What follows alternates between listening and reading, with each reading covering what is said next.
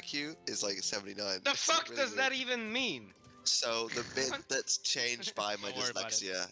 I really that's hope changed by this my is a long dyslexia joke right now. I is really hope taken this in. is a long There's, joke. there's different types of IQ. You know what? I think it's longest just joke funny ever. inherently. I got tested by this guy at Subway, so it's real, you know? Subway certification. His name was He's still my shit, bro. Jared Fogel, so he was Well, legit. okay. Okay, finish loading. You sure I You have got, I'm like, joining the 10 server pages that's full. taking All I ages. got was my weed man. Literally, me loading this game in is Yeah, it taking takes a long forever. time. Jared like, oh my Fogel's God. like the Subway guy, right? Everything is one of them. Yes. Hate how, you know, like years ago, I tried to do one of these online things, like IQ test, right? I And, can't do them. Yeah. And I did it, right? I think I got a pretty good score, and then they requested me paying up for me to get my. They never let them do it Yeah, for free. they never let you see the answer. You just can do the test. Yeah, That's the real IQ I actually can't do them. You Like, have to my innovate. dyslexia prevents me from doing them correctly. They won't give me a correct result. I have to like, Hold on, what is- I have to do what- like a specific one. I'm sorry. What is dyslexia? It's like most people think of it as just a reading and writing thing, but it's like you can't process things quick enough. So most IQ tests take that So into you're account. slow. You're slow. You Yes. have Wait, is that for Yes. thinking as well? I always did think it was just primarily for Yes. like visual artifacts. It mostly affects reading and writing, but Mhm. it does do that as well. And mine is predominantly for that. I can read and write quite well. That's really interesting. Very fascinating. Yeah. So is it takes like a my IQ lag? from, Because I like, mean, you. 100 Yes. Mm, It's wow. like okay. a lag. Is that? Actually, yes. I will like look at a question that I know the answer to and go, for like 20 minutes, and then I'll figure it out. Fuck, I mean, me. that could also, you know, just be you being You'd be fucking nervous. stupid. No, you that's the just- same yeah, it thing. might My just be you my that nervousness you know. is induced by the dyslexia. Like I'm No, more I'm nervous than I just should be. dumb, bro. I'm sorry. Yeah, well, I am dumb. I It's think something that anxiety makes me kind of has dumb, like a a correlation to a lot Yeah, of we do not different need to invade it. neurodivergent You know, properties, this is right? Why You know. IQ is really stupid. Because things like There's so many dyslexia reasons. and other sorts. I Of mean, It's no, not neurodivergences. IQ isn't intelligence. It's problem solving. It isn't. processing, It's yeah, just a problem solving, number. yeah. And it's a number that's affected by neurodivergence and other things Yeah. that do not. Yes, but we have to Like, you're quantify able to everything so quantify- we can put people in categories. Come on. Yeah. Oh, okay. you're right. My bad. If I can't Yeah, so if you're the tell worst in the world, someone's also the stupidest relative relevance motherfucker. to me, it's not useful. You got to be able to put people down. Yeah, so I think my real IQ is 120, but my You can real have a IQ is 200 I IQ. self-identify as a Dumbest 200 IQ individual, so. I don't Actually, think you can can I do ask? a GAQ. Like 150 is the max, isn't it? Could I be annoying? I don't and believe still so. Brazil? What is the max IQ? Doing Brazil, I Is- don't think you're gonna have. There- a Well, there's no there's- theoretical maximum for an IQ score. You don't think what? How I whoever don't think you're gonna have missing- fun with Brazil. The normally missing? considered max IQ is, I think, 200. Why? Wait, why would Brazil be bad? I don't think is there Why- even been. Is Why no would one the else USA playing in America, why is the kind of? USA Yeah, doing because it? there's I'm no. loading in, bro. I'm loading I'm into my pretty sure game. there was no one who had. Okay, above are we 200 missing IQ. someone else? We're waiting on one more loading person. the We're waiting on game. USA right now, I think. It's hello. I'm right here. I'm, I'm loading into also the game. just about And managing the to shaders join are in now. compiling, so it's like GG. Oh. Beautiful. Brazil has one more person playing, and that's the great power America. Yeah. Oh, that's I mean, you can if you I want. mean, Why is okay, it like he's a great. Brazil during second session, bro? What's going on? In RP, I don't think America is yet to be considered a great power. Like, No, they consider Europeans power would not they identify beat- them even remotely yet. Oh no, the British. Economically, Yeah, it could be argued, but none of the great powers would acknowledge them. No, they would have after Yeah, 1812, acknowledge after holding up the British. Yeah, they They would. have a stronger GDP I than mean, Great Britain. they lost that war, but we Who don't are we talk talking about? The British wouldn't have considered the Americans great powers, but the rest of the great powers Right, would so have. if you guys allow it, I will swap to Brazil because I Oh, think wait, where's the if idea? I play Let me find this. Netherlands, I am not going to be able to You're do playing much. Netherlands. I'm not letting I you don't in know Brazil. if anyone Sorry. would actually regard them as a great You're not power. letting me Maybe like play a Brazil. regional power. Hold on, what does one that even second. mean, Quinn? Guys, hold up one second. Dutch player, if you really want to switch to Brazil, that is fine. I But don't if the have to. reason you're going there is just to like expand into all South America, that's going to be a no-no. Then it's a no-no. Yeah, okay. See, I knew it.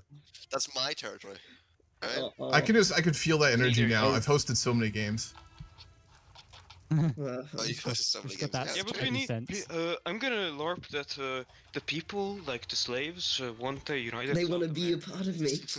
They- No, only I can do that, mate. Only I can LARP the slaves. Only you. Oh, The people Man, of I'd South never- America never have, want to like, be civil war. unified by Brazil. they want to be. I was think you literally do just it gonna like a- unify the whole continent. Yeah, what if I just RP that? What if I just RP that the people want to form the European Union under Then you need to Germany, find a and then Hoi everyone 4 has to RP comply? server because you're speaking like a Hoi 4 RP game. I mean, that is like a real LARP, I I'm mean, sure. I'm sure you can do, like, RP it, but million no of one that. else that's playing Nations wants it. So I'm sure you can like LARP a Middle Europa, but I don't know if anyone would accept it. All right, we're getting going. I think almost 30 minutes late here. That's it could Fine, be worse. It's fine. Do we want to still run for the 4 hours, Usually by the way, folks, or how's everyone on time? Because normally it is only I supposed to can go to do 4 4:15. hours. I mean, I wanna do wanted 4 to. hours, yeah. I want to run 6 hours, but sure, bro. Yeah, I'm not doing 6 hours. I'm I'm not gonna doing run as fucking long as 6 we do hours. all That is that. not I'm happening. going to sleep then. I mean, like I could barely play like 3 hours of this game. It's getting to that point. I think four's the sweet spot. 4 hours. What was I doing when this game ended? What was I Hey, doing? do I unpause? You were Hold on, hold on, bragging hold to on, me hold on, hold about on. Surpassing. No, I mean I remember that part, but I remember. All right, guys. Yeah, Before we get going here, let me do a couple things one more time. I said it before. I'll say it again. It is light role play. Oh my god. No slurs, no bullying. If you're doing any sort of interactions between countries, keep it like semi-in role play. Make decisions reasonably. Zero metagaming allowed. If you're going to do something outlandish, you need to do at least a little bit of basic justification for it and things like that. And lastly, I'm not going to name any names, but do not abuse deals with the AI. Right now, if you want to make a treaty that's pretty abused with AI, you can do that, right? So do not do that. That's the big thing. Beyond that, we're going to do rehost after 2 hours. And I think you know, this is the you're main saying things. that, but the person it's aimed at is not in VC right now. I'm quite aware. I was looking through the VC while I was talking. I'm like, well, fuck. But, it's fine. Is Glenn in the game? Speaking of who I was calling out. Oh, yeah, he's in the Diplo game. 1. He's Okay. just in Diplo 1. All right. Do I Yeah. have to say is the word French a slur? What? What? No, it's. Nah. No, Wait, no, wait, no, wait, hold wait, on, wait. hold on, Which we word? made an- French. Word French. French a slur? No, you'd say frog, but that's fine. It depends how you how- say it. Hamu made an exception last. The only one who can give you a pass. No. Last not session, giving you Hamu a made an pass. exception that on France you can say anything, bro. It's like. I don't know about that one, Got it, but got it. you can say frog. I will allow that one. It's the safe racism. It's the safe racism. It's the favorite. Got a dog whistle pretty hard. Are All we right, still- everyone ready? Yeah, I'm ready. Let's Yeah, unpause I'm for a ready. couple of days and just see if we have any issues real quick. We're gonna keep it on speed 2 at the Never start, by the lose your way, smile. and then we can go up to 3 if there's no issues. Never lose your smile. Fingers crossed. Yeah, you can put it Wanna up in force. take As long as it no one all. clicked any buttons, it's fine. No, you can click buttons. Yeah, imagine that, bro. All right, looking good. I believe in you. Hello, Biden. Hello, Biden. My name is Zelensky.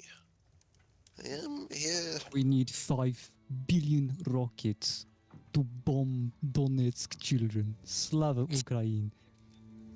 No slurs, by the way. Yeah, I forgot I have All right, guys, we're good to go. Everyone hop in your VCs and enjoy your game. Also, one other thing, before, I think I said it before, if there's a really big crisis and you want to have a pause to the game for a Congress of Vienna, if you're a great power, just let everyone know. As long as it's for a good reason, we will do that. But, if it's just some minor dispute, Fair don't enough. abuse it. So, all right, enjoy. when it takes it all. Nope. There we go. All right, hello everybody. We're continuing today with the Victoria 3 roleplay as Russia, which we started last week. It's been a pretty interesting game so far. A lot of drama with the Ottomans. Ironically, the Ottoman player who started all that drama was not able to attend today, and there's a sub, so hopefully that plays out pretty well. There's a whole dispute over They took back their land in obviously all the way down to Palestine, and then they reduced the autonomy of Egypt, which got Austria pretty not too happy. And then they were trying to integrate Montenegro, which we kind of acceded to, but Austria's throwing a fit about that. Hello. Hello there. Are you Britain? I am not Britain. I will change my name so I'm easier to identify. Who is Britain? That'd be Noel, the Senate. Okay. I see they're all planning stuff. Good. Yeah, well, I'll go to them. So how do I change my name? I haven't used Discord consistently in so fucking long. Edit server profile. There we go. Hammurabae. Let's go Russia. Hopefully that's not taken out of context. Wait, women aren't given property in Russia? No, I think they were. It was a gentry pushing for taking away property rights from women because they actually do have them right now, which I think would be the case for like the upper, like aristocracy. I forget the word in the Russian word for aristocracy, but I know women had limited forms of some, I think, land ownership rights in this time period. Yeah, look at no support for going away from serfdom. But yeah, the big thing we were doing last session, obviously, with kind of orchestrating the Ottomans to try and get them in a position where they're a bit stronger to kind of wave off of a great power influence while also kind of being kind of in a position we can dominate if we need to and domineer with, is that we kind of acceded to set borders with the Ottomans where we currently have them, which is exactly what we wanted. And then I was doing a little bit of expanding in Central Asia. Beyond that, we're still role-playing Tsar Nikolai Romanov. He has been around for, I think he went, it's like 36 to 39 he became the Tsar, I believe. So probably around a little bit over a decade at this point. Mega campaign starting in June, hopefully. Wonderful, we got that. So I did some testing with the beta, and it's not as stable as I would actually like, unfortunately. I've been waiting on the update for the Fallen Eagle mod, which is like the foundational mod. Speed. I am not the host, and I think we're gonna keep it on game 2. organizer. I am the game organizer, but I'm not the host. I said 2 until we know it's stable and a little bit longer, so be patient. Okay. There's no Qing player. In terms of players we actually have in the game, we've got a France, we've got a Britain, we've got a Prussia, Austria, Ottomans, Dutch, USA, Japan, and I think we may have a Spain coming at the rehost, but we will see. So, but yeah, waiting for Fallen Eagle mod to update. If that gets updated, we will continue the grand campaign. I thought about trying to play with the beta, you know, to get it going a little bit earlier, but I didn't like the stability on it, so I am going to wait a little bit longer. It's pretty awful. Someone earlier asked about the CK3 update. Yeah, the new DLC actually looks absolutely fantastic, where they're adding like merchant caravans and all that kind of thing. It looks amazing. So although, you know, we're waiting for Fallen Eagle to update for Mandate of Heaven, part of me wants to wait. I'm not going to do it. Part of me wants to wait for the next, you know, Fallen Eagle update for the new DLC because it looks so nice, but that's just not going to happen. All right, last game we were working on railways. We finally did get those going so we could deal with our infrastructure issue in motor industries to compensate. Probably some more basic industrialization. Also, by the way, is my audio good, everybody? Can you hear me pretty well? It sounded pretty okay last time around, but I want to make sure.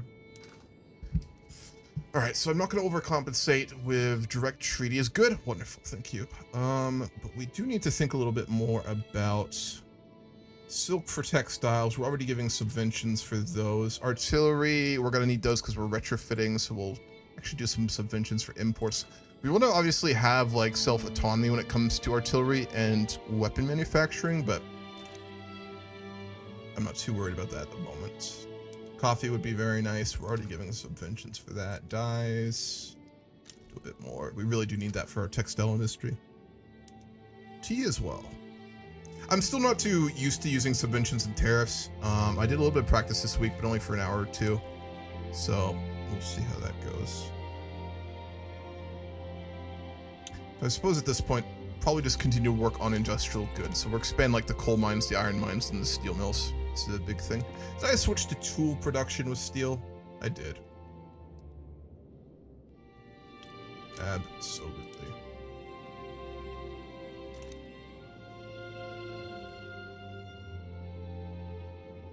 Ironically, food is not that profitable.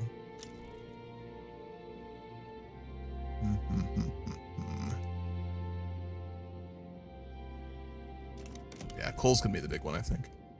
So much like the early game industrialization, like production method switches requires it. Do I turn on 3-speed? Yeah, go for it. I think we're good. Appreciate it. We get those railways up and running, and then at that point, I think we will have the infrastructure completely fine at that point. So I'm gonna really just work on coal and perm because we do get that nice little. Oh, it's iron, not coal. Actually, that's annoying. I know we had a Talking to the province. stream? Yes, I am. Yeah. I'm not a crazy person, I promise. Shit. Sure. At least I hope not. Maybe there's actually no stream. Maybe I'm just listening. You never know.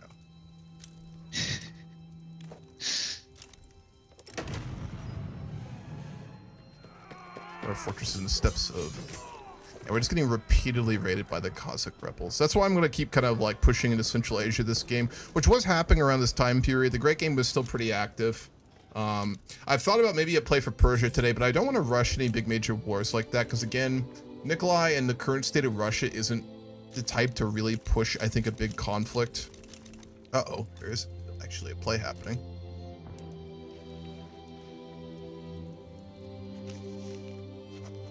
Persia's conquering Kandar with the support of the British. The East India Company? Maybe not the British, but the East India Company. Would I ever do a USA Vic 3 multiplayer game? Yeah, definitely. That was the first one I ever did when Vic 3 actually dropped way back in the day. That was such a stupid game, and no one knew what they were doing, but it was fun. Is there a journal for the steppe? I haven't looked at that, actually. There's the Caucasus War. There is a pacification. I didn't see that. Yeah, puppeting the entire steppe region. It should show Cossack primary culture countries. We'll keep going as well, I think. Thought I puppeted Khiva.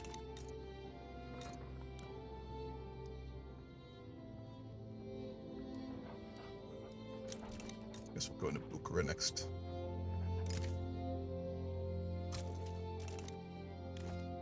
We're just going to slowly keep expanding. Like I said, I won't start a Persia war or anything. I don't think anytime soon, because it wouldn't be our priority. But given we are having all these repeated raids and Russia was expanding continuously into the steppe in this time period, I think that makes sense. Alright, military.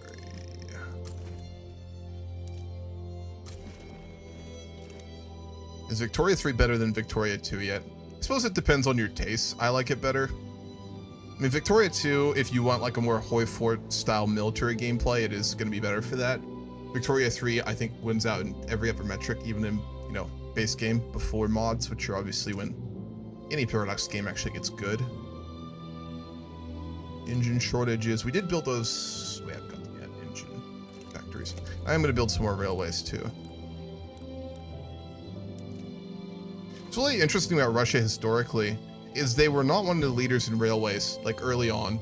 You know, a lot of people talk about like World War I, Russia not having access to like actually really good logistics, which was true, like on the Eastern Front in World War I. But they actually did have quite a lot of railways built in that time period. It was after that when they ended up building, I want to say like 74,000 kilometers of railway or something in Russia like that. It's absolutely crazy. Right, our infrastructure looks good besides perm. We don't have mods on though, and I forget nowadays if railways are actually profitable in vanilla. Whatever, I'll just go more roleplay. So we'll build like a railway line to Moscow and then out to Kiev, which means we'll probably need some more motor railways, which in turn will mean more steel mills. I don't want to industrialize too heavily early on here, but we do want to do a little bit. Besides all the coal we're going to be doing. Did Russia ever try for Uyghur land historically? Yeah, absolutely. I mean, I think Uyghur land does extend into like the Russian territories, right? Like Tanatuvu area and stuff like that, unless I'm completely misremembering. What's up, TC Armored? Yeah. I think Victory's come a long way. There's still so many parts of this game like I wish were different and better. And, you know, as with any video game, you could nitpick a lot of different things. But I think overall, it is quite an impressive game. If you want just hard military gameplay, it's never going to be the game for you. And I still have to commend the devs for like committing to not letting pressure turn this into a military simulator game. That being said, I still don't like the military system very much, honestly. It's doable, it's passable, right? But it's interesting, but I don't love it. A lot of it's too like the dice rolls and stuff like that with like, you know, the what do you call that? I think we have one right now we can look at here. Like the rules you get for like different conditions of battle. I think it's a little subjective. And I think like, you know, the statistics are pretty subjective too. I do like the front system a lot. The new DLC I'm not an enormous fan of. I really do like the Japan features got added and things like that. The naval update itself, like the combat's more interesting now, but like the designer for the Navy itself is pretty mediocre, to be honest. I mean, I suppose that's because I think Hoi 4, at least for me, kind of spoiled me to like what naval can look like in a game like this, right? That being said, I don't want to see the naval designer from Hoi 4 in Victoria 3. I don't know. I think it's kind of tough for them to build a naval system when they're not trying to make it a military game.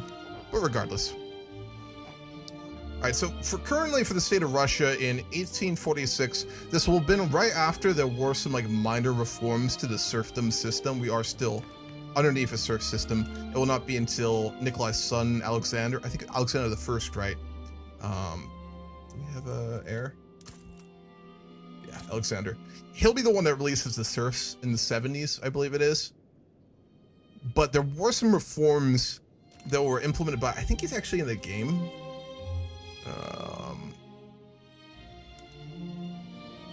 Yeah, Sergei Uvarov. This is a historical individual. He was a real person. And he implemented a number of reforms for Nikolai, which were not radical, but they were like, what are they, the 4 tenets of serfdom or something like that? He gave him a little bit more autonomy and rights. It was very minor. CK3, yeah, CK3 is so fun as well nowadays. It really has gone so far. I think I'm a Paradox boomer. I like EU4 more than EU5. That's a completely valid take though. I'm with you on that one. CK2 more than CK3. I think that's a nostalgia one right there. I grew up on CK2 when I was a kid and I love it, but CK3 is, at this point, way better in my opinion. Hoi 4 and Victoria 3 are different types of autism. You're not wrong. Apples and oranges. That's a hot take, and I think I'm fully with you on that one. Hoi 4 is like the spicy, I got way too deep into furry socialism or religious far-right ideology, and I love to stare at tank templates 10 hours a day, you know, type, right? And Victoria 3 is like, I'm going to probably end up memorizing OECD data in the future in my life, kind of, you know, autism, right? So I think that's about right. What's up, Nero? How you doing? We still have a bit of a bureaucracy deficit, but that's pretty accurate. One of the big things Nikolai actually did do as Tsar was overhaul the bureaucracy. It was not like a modern bureaucracy by any means. It was still kind of very, what's the word? Personalistic. Like, so it was built around the Tsar itself and the Romanov dynasty, but it did become a little bit more manageable. I mean, to be fair, like, the Russian project as a whole, trying to administer a country like this prior to the telegraph, prior to modern communication is absolutely absurd. I mean, prior to really infrastructure to a large degree, right? We're starting to build railways, and it would be in the mid to late 1800s where Russia did build some railways, but it was still absurdly inefficient. All right, Bukhara is almost done. I think the Egypt issue got more or less kind of decided to be kind of like a hold as is. The Buryatia Political Union. Organizers affiliated with the peasant movement have founded an organization devoted to fostering popular participation in politics in the Buryatia region. Yeah, we don't have public politics, so I don't think we're gonna allow that. Order this shuttered before it gets out of control. Nikolai was all about stopping any form of political dissent, any form of political rights. we'd be actively repressing the intelligentsia if that was an option in the game, which is not. Fuck, we got a flood in Smolensk.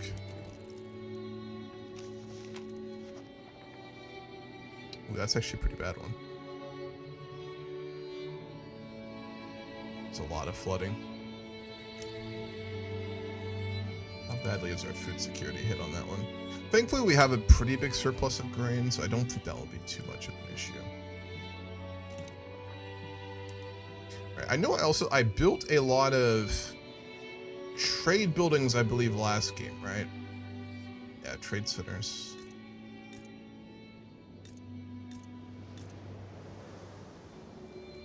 They're not making money. Why are they not making money?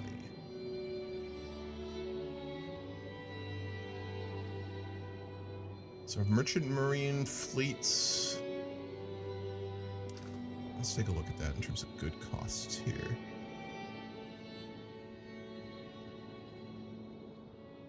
A little bit over, but not too bad, honestly. I need railway in Kiev, which we are building. Move that one up, actually. What's our PMs like as well?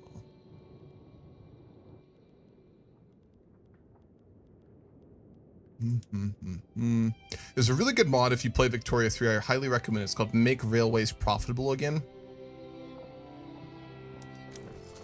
It looks like they have improved a little bit in base game, because for a while their railways would just like never be productive, more or less. We did win the war in Bukhara. We only lost around 10,000 casualties or so, which is not too bad for a colonial imperial project in Central Asia.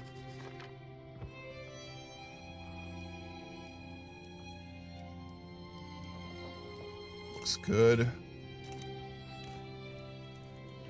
So the big thing also was happening last game is that the Austrians took the Maldives, and then they are, I believe, still taking ports in Oman. Are they still going in that war? Sure. Let me look.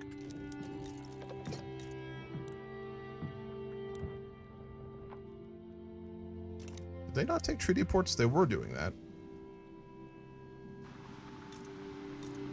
Oh fuck, he took land in Baluchistan. I didn't realize that. And in Makran. He took land in Bampur and then in Baluchistan. I thought it was in Oman proper, but it was not. That's very weird.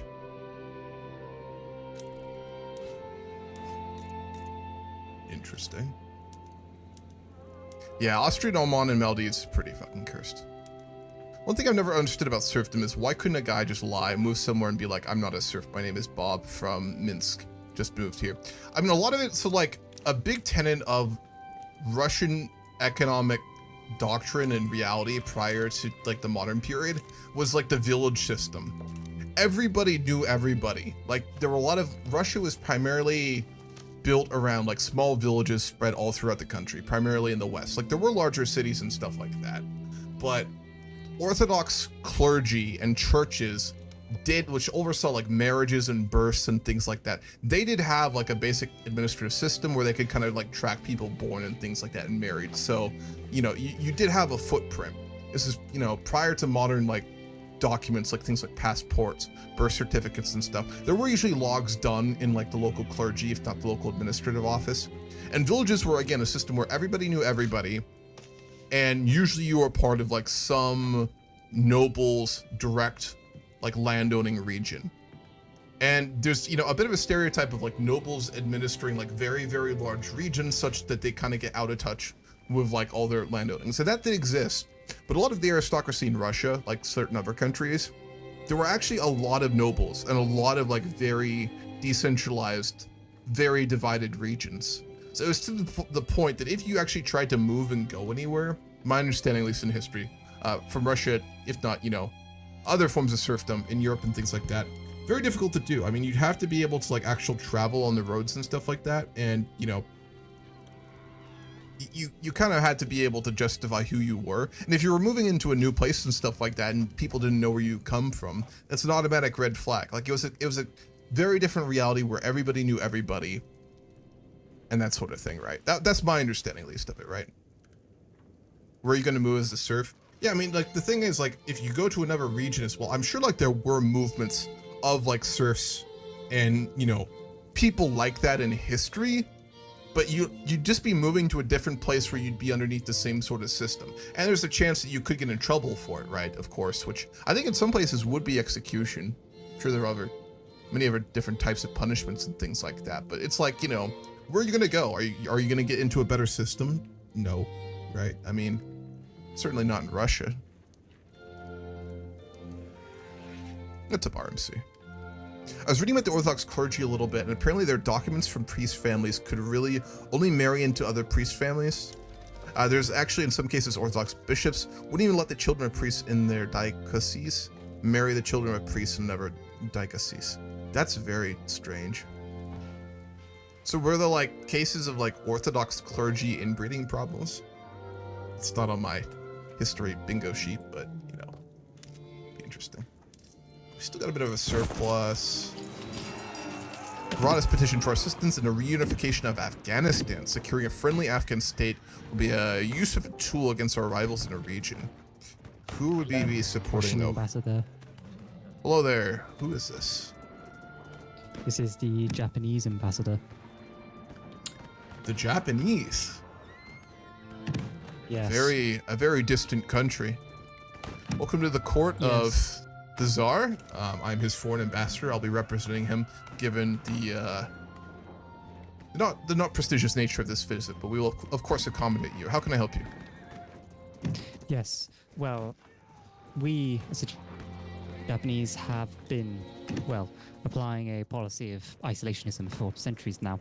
However, in terms of goods currently within our markets, we aren't exactly doing very well, to say the least. So we were wondering if you would be willing to sell us certain goods, and in exchange we can do the same. You actually want to enter into commerce with the Russian Empire? Indeed. I do want to check again. You are a representative of the shogunate in the island of Japan, the land that I believe one of our nobles, there was a mission sent to your country that was rather poorly received several decades ago. You have some credentials to prove where you're from, yes? Yes, we do. Well, as we are not exactly in the greatest position right now, economically speaking, and so we are having to take certain emergency measures regarding our policy with certain other countries. I see. We actually have a treaty apparently already. When did that happen? Well, of course, there's no reason to deny you a formal commercial agreement if you wish to enter into it. I would have to ask, what sort of goods would you be able to provide to Russia? We are interested in trade, but we know almost nothing of your lands. Yes, well, we currently trade particularly in surpluses of dye and tea, if that may interest you. Dyes and tea would both be absolutely wonderful. We've struggled to be able to accommodate those with our current trading partnership, so it seems like this would be a very useful partnership indeed. You must, again, I must apologize. I'm rather surprised given previous efforts to enter into trade. It's quite all right. Out of roleplay, how do you want to do this? Well, I can give you dye and tea in exchange. I essentially want some, it's iron and tools. Do you want a formal treaty, or do you want, because I mean, you're still isolationist, right? We could do, we're still isolationist, but we can do a sort of, because I just did a treaty recently with the French player as sort of like a. So are we getting like a compound in Nagasaki, or how's this working? Well, it's just trade goods for goods essentially. So I give you the dye and the tea in exchange. I can get some. Yeah, but I mean like roleplay wise, because this is extremely radical, and right now obviously all trade goes through Nagasaki or Tsushima Island, right? So. Yeah. It is because essentially do it in a similar fashion as like originally it was just the Dutch who could have access to the ports, but now we're beginning to sort of relax that a bit with allowing more countries to access just that port. In Nagasaki? Yeah. Okay. Yeah, no, absolutely. I'm just... You've thrown me for a minute here. I did not expect that. It's like, whoa, okay. That's wild. All right. I'm a bit desperate for resources right now, so that's why. Yeah, the Tokugawa shogunate was not doing very good in 1847, so that does make sense. Are you getting like the whole famine events and stuff like that, like the floods? Well, I'm getting literally a peasant movement revolt right now. Oh, so. yeah, okay, that also would work. So we're gonna do like a formal treaty then. I'm just gonna we can do a write it up formal here. treaty.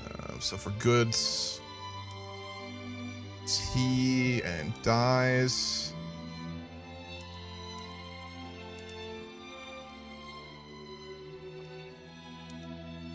Go. And then you want tools and iron, was it? Yeah. I also don't have a lot of tools, so I can only give you so many. How many do you need? Well, I only usually get into like a deficit of like 60 tools, so any amount will really do, frankly. We'll do 30 because I'm also in a very large deficit at the moment. But for iron, I can do quite a lot of that. Okay. You have a surplus of iron though. No, but the thing is, for some reason, my market it's like very volatile. So like 1 minute I have a small surplus, and then the next minute I'm in a massive deficit. Interesting. So I want to sort of have like a stockpile to make sure, like, if I do go into deficit, I it doesn't affect me too much. That makes sense, I suppose. Fucking Cossack revolt. God damn it.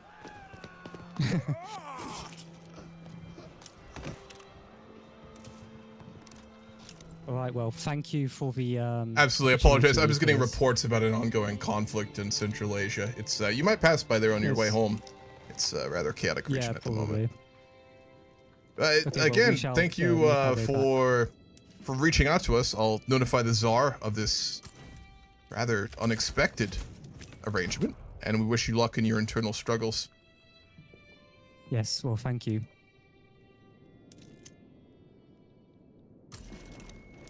Alright, this is getting out of hand in Central Asia. A small price to pay for industry. The Kazakh Khanate.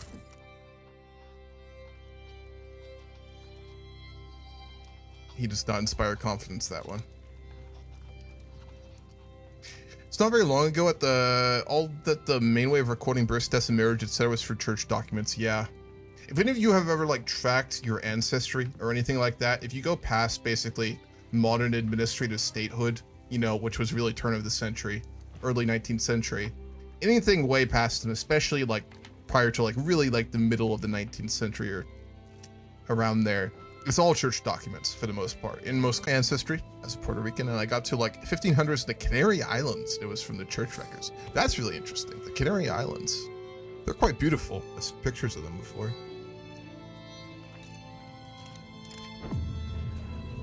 The attitudes of the intelligentsia towards Prussia growing more apathetic. We don't care about the intelligentsia at all.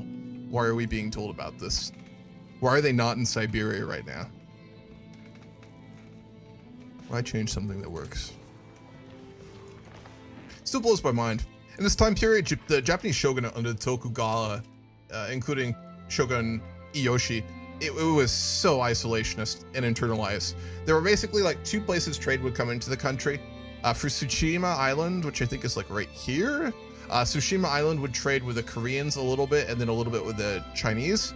And then the port of Nagasaki, there was a little island off of Nagasaki where originally it was, I believe, the Spanish, the Portuguese, and the Dutch. The Portuguese and then the Spanish as well basically spread Christianity through missionaries in Kyushu and other parts of Japan, which actually got pretty large.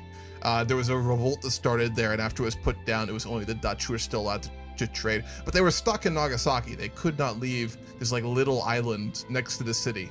They were basically stuck there the entire time, so that's fine. It's a light roleplay game, so it's not too big of a deal, but that would be pretty radical.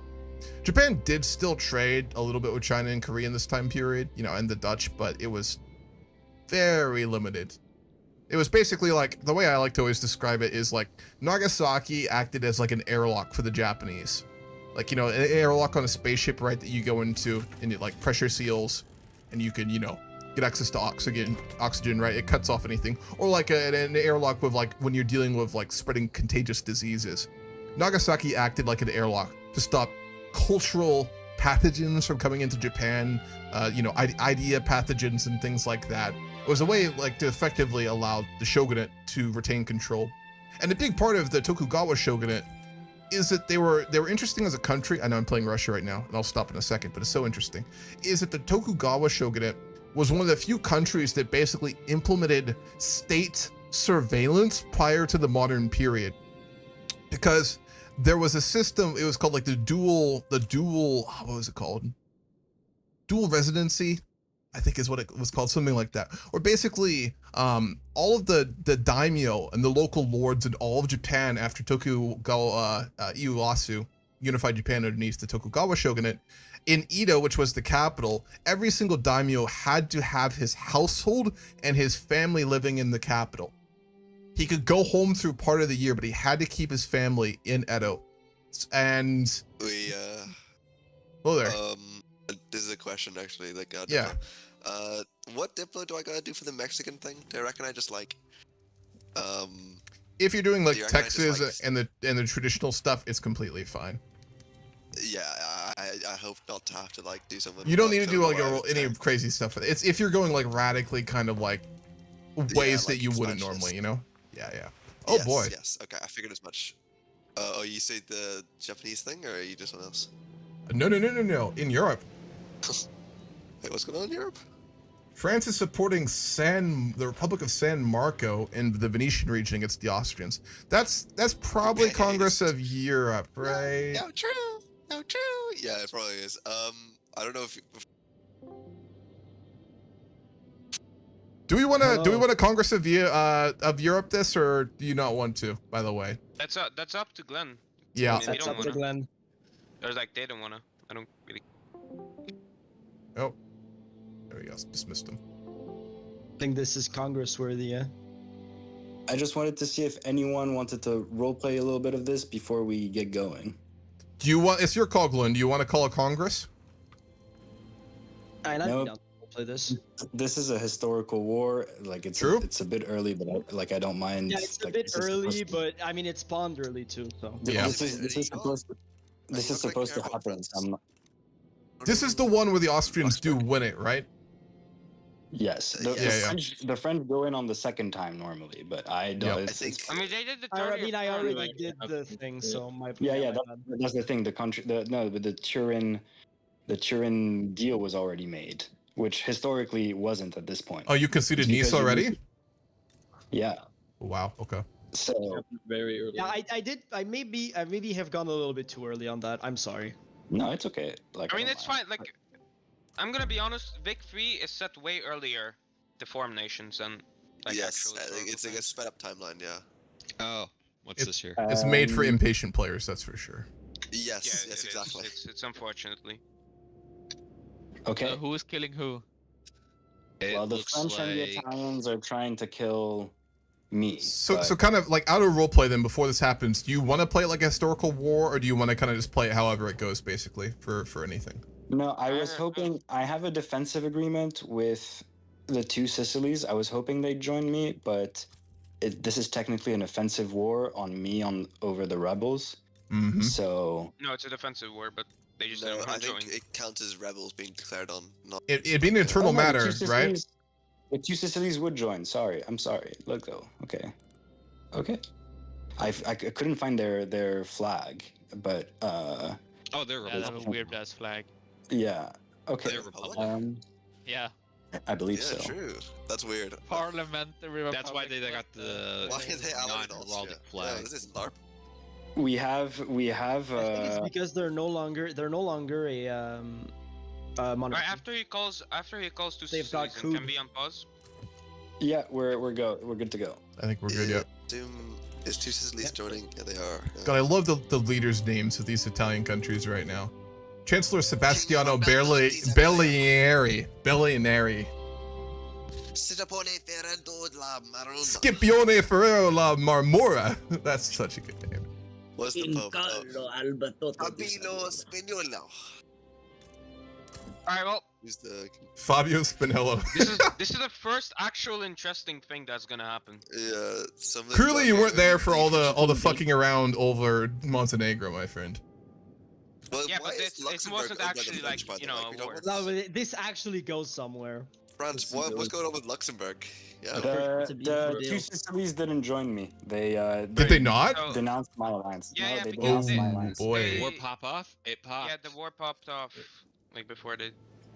Okay. War. All right, well, I'll be stupid to not do this right now. So Oh, you did the thing? Are you gonna do your Oh. thing? yeah, I'm gonna do my Oh. thing. Oh boy. He's doing It's the the Pokey thing. evolution. Let's see it. EV transformation. Or EX. I haven't played Pokemon in so long. What are you gonna do? Well, he's gonna do Mega flesh. Evolution is the name of it. Come on, mate, do your thing. I'm so I already He's fucking doing. scared right He's, now. he's I doing. can't I'm look already out doing Mexico it. yeah, anyway. It doesn't matter.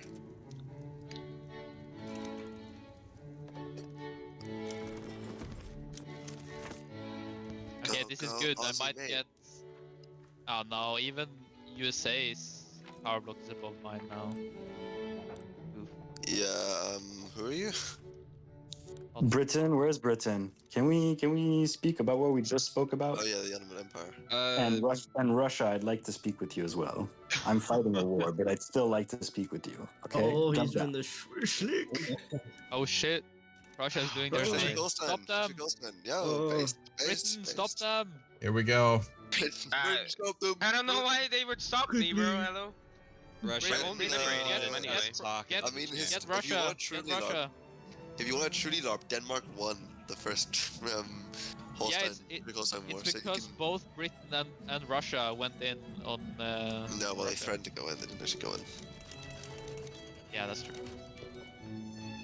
So I mean, they could be. We could just say that like what's the word? We just I'm played gonna it say the bluffing, word. bro. They're bluffing. Say the word. I'm gonna say the word. Say the word, Judd. Russia, can you come down with me in Britain, please? You're the child, actually. I'm gonna hop in another VC. Yeah, so we are gonna get the historical weather of Austria and the French. This is gonna be interesting. I'm curious who will win here. So it's Napoleon III's France, supporting Sardinia for the expansion to northern or northeastern Italy. 48. Oh there. So, the Danish tolls are vital to your economy, and Prussia is quite likely to exert insane duties from you if they can get their hands on Copenhagen. I would, Are you speaking to me or the British? both of you. Well, Okay. Britain less so than you, but both of you. And I would call a conference on this right now. You want to call a Congress of Vienna? Well, Or you guys, the I matter mean, this over- war is going to They're pop off. basically doing German gonna- unification stuff. I know they are. All right, too late now. The war started. And it's about to start. And Chris, Come on. send the deal. Thank you. Well, you got. Oh no, it went into Russia, escalation. Fuck. You're too late. You're too late. Ah well. I think Yeah, Never this mind. is an issue. I've warned you both about this quite a few times, but I see that Austrian caution is yet again being discarded. My understanding, Currently- though, and what I was told by the Prussian previous king, at least, was that they were going to take the Germanic lands of Schleswig-Holstein, which would not make the potential to project tolls onto the sound a major issue. The Danes would retain that. Yes. Oh my god. One promise Now can be India's broken. involved. Everything's catching on fire immediately. Oh Jesus, yeah. Britain, are you okay? I apologize. Britain's in no way or position able to lend assistance to the matter in Germany. Yeah. It is now too late anyways. The forces are in play. Russia, it will be a matter of conversation for us in the future. We're both, well, I am busy, Britain is busy. I hope that... We also are dealing with some matters in the Caucasus and in Central Asia, but we do agree this is worrying. But as far as we understand... It is more than worrying. It is more than worrying, and I would hope that my caution over the years has had some translation into your own foreign policy, and that visibly powers are done with respecting the code we had laid out 30 years ago and that had brought us peace and prosperity, and we're back again into the madness that was our world. This is becoming quite chaotic very quickly, but as far as we're concerned, as long as this is just providing like independence to the Germanic peoples of the Danish territories, we're not majorly concerned with it. If this would translate into toll issues or, you know, Prussian expansion in the Germanic states, though, I mean, that's much more of an Austrian issue. We are quite still close with the Prussians. I mean, the current king is the Tsar's brother-in-law. It's but it is quite worrying. The question of Germany, sure, is primarily a question for Austria, but it is a question for all of Europe. Should the German peoples unite under one banner, it will surely be something we will have difficulties reckoning with. It would be a very dangerous prospect. Though, to put it differently, how would the Austrian state go about, I suppose, reaching a more acceptable state of the Germanic princedoms? I mean, the HRE obviously does no longer exist, and that changes things quite dramatically. The same Napoleon Bonapartes that you are currently contesting with in Italy years ago, yes. As a standing function, the German Confederation is still a lasting principle of unity amongst the German princes, even if they don't recognize a unified state. Precisely. So it's a bit of an open question as to what even a post-HRE state would look like for the Germanic peoples.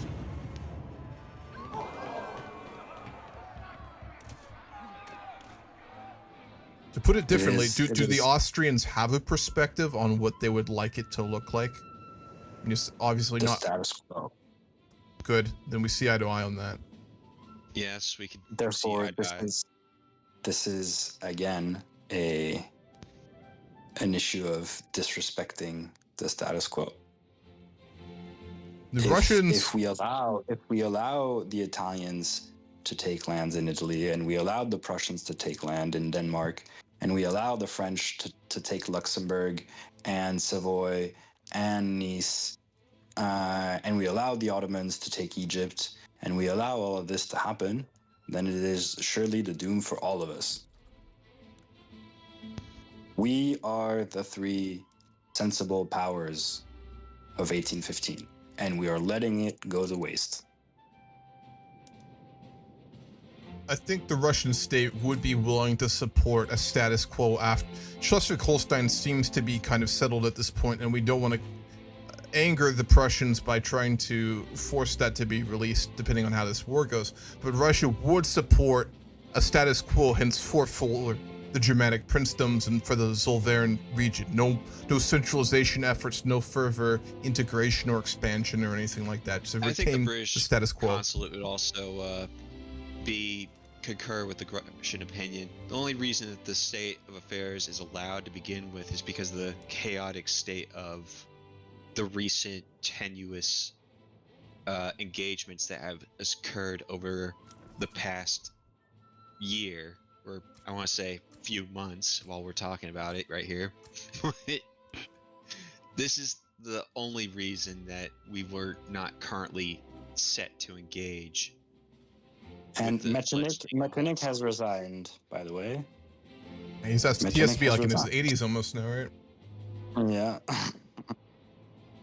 The military situation in Italy is not bad, but is not good. The French have gotten themselves involved and have not been able to push past the Alps, but I'm not able to march into Venice either. Do the Austrians require any explicit military supplies to be sent?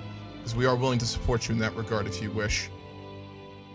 We can offer modicum of funds to see that they're able to afford the expenses. I would prefer you go speak with the French delegate and ask him to remove his troops. We do not want to turn this into a hotter issue. Making him remove his troops would make it less hot. I agree, but Fair enough. I mean, the question here is, this seems to be a war that is currently concentrated in northern Italy, and Russia would hope that Austria is confident in their ability to win. Might I remind you the discussions our ambassadors had a few years ago when I informed His Imperial Majesty of the Sardinian position? Now the time has come, and you said that your officers said that Russia would disapprove of any actions in Italy. I think now is the time to show if those words were sincere. At least diplomatic support within the French capital seems within St. Petersburg's reach, as well as London's. You are correct, and the Tsar has seen the issue of France getting involved in, again, what we would determine to be an internal matter of Austria regarding this revolt, though obviously with outside Sardinian interference to be extremely problematic. Russia would be consider the possibility of forcing a ceasefire and a return to kind of status quo in northern Italy. Would the British delegate be willing to support us in that? If more pressure was put, we'd hopefully be able to avoid another hot war. In the interest of ensuring that the concert of Europe remains as it were, is of sorry, I got like a couple events right here, so I got a little distracted. In the interest of ensuring that no divisive changes, which would be no doubt the war is going on, and I'm starting to lose. So if you want to do this, like, all right, Well, let's keep dragging it out. That'd be a great idea. Let's go in there and Oh, there. This was the ambassador of the Russian Empire. I do believe there'll be another diplomat appearing in a moment here. Russia finds the current situation in northern Italy to be incredibly problematic. And we, at this point, alongside our British fellow ambassador here, we would like to formally request the removal of French troops from Austrian territories that are currently in revolt. Well, we've started this war, and we were supporting these rebels actually at the request of Sardinia and Piedmont. We understand you support the rebels, but we're wishing that you would pull back, as it threatens a certain state of Europe that would incur more devastating losses that would not be beneficial for the interests. Well, we'd be happy to. Sorry to interrupt that. We would be happy to take our troops back to France and have a peace again, but we do have to request of Austria to release the Republic of San Marco. It's an internal territory that they are currently dealing with. The precedent that was set in Egypt is for foreign great powers especially to not involve themselves in internal strife and problems within their own countries. Just quickly, don't we need to pause this because Austria is... I'd say so, yeah. Yeah, they are losing quite badly. Yeah, they're like getting their asses handed to them. Yeah. Oh my god, what the fuck? Yeah, this is...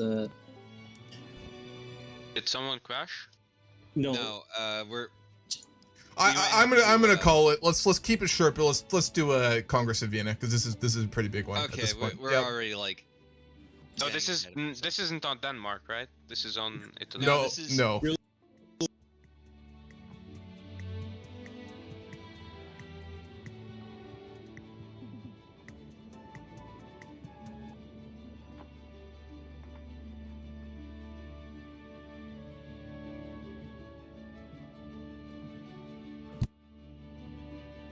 Oh, yes. All right, I'm Howdy, gonna wait for howdy. people here. Pull everyone in. In particular, the Austrians. Here, I might just go to each channel, just say we're going up. Yep, sounds good.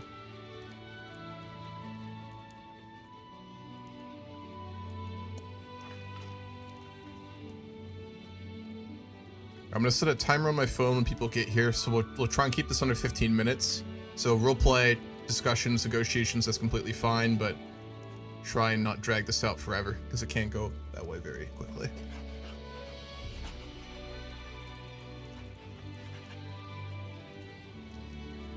Okay.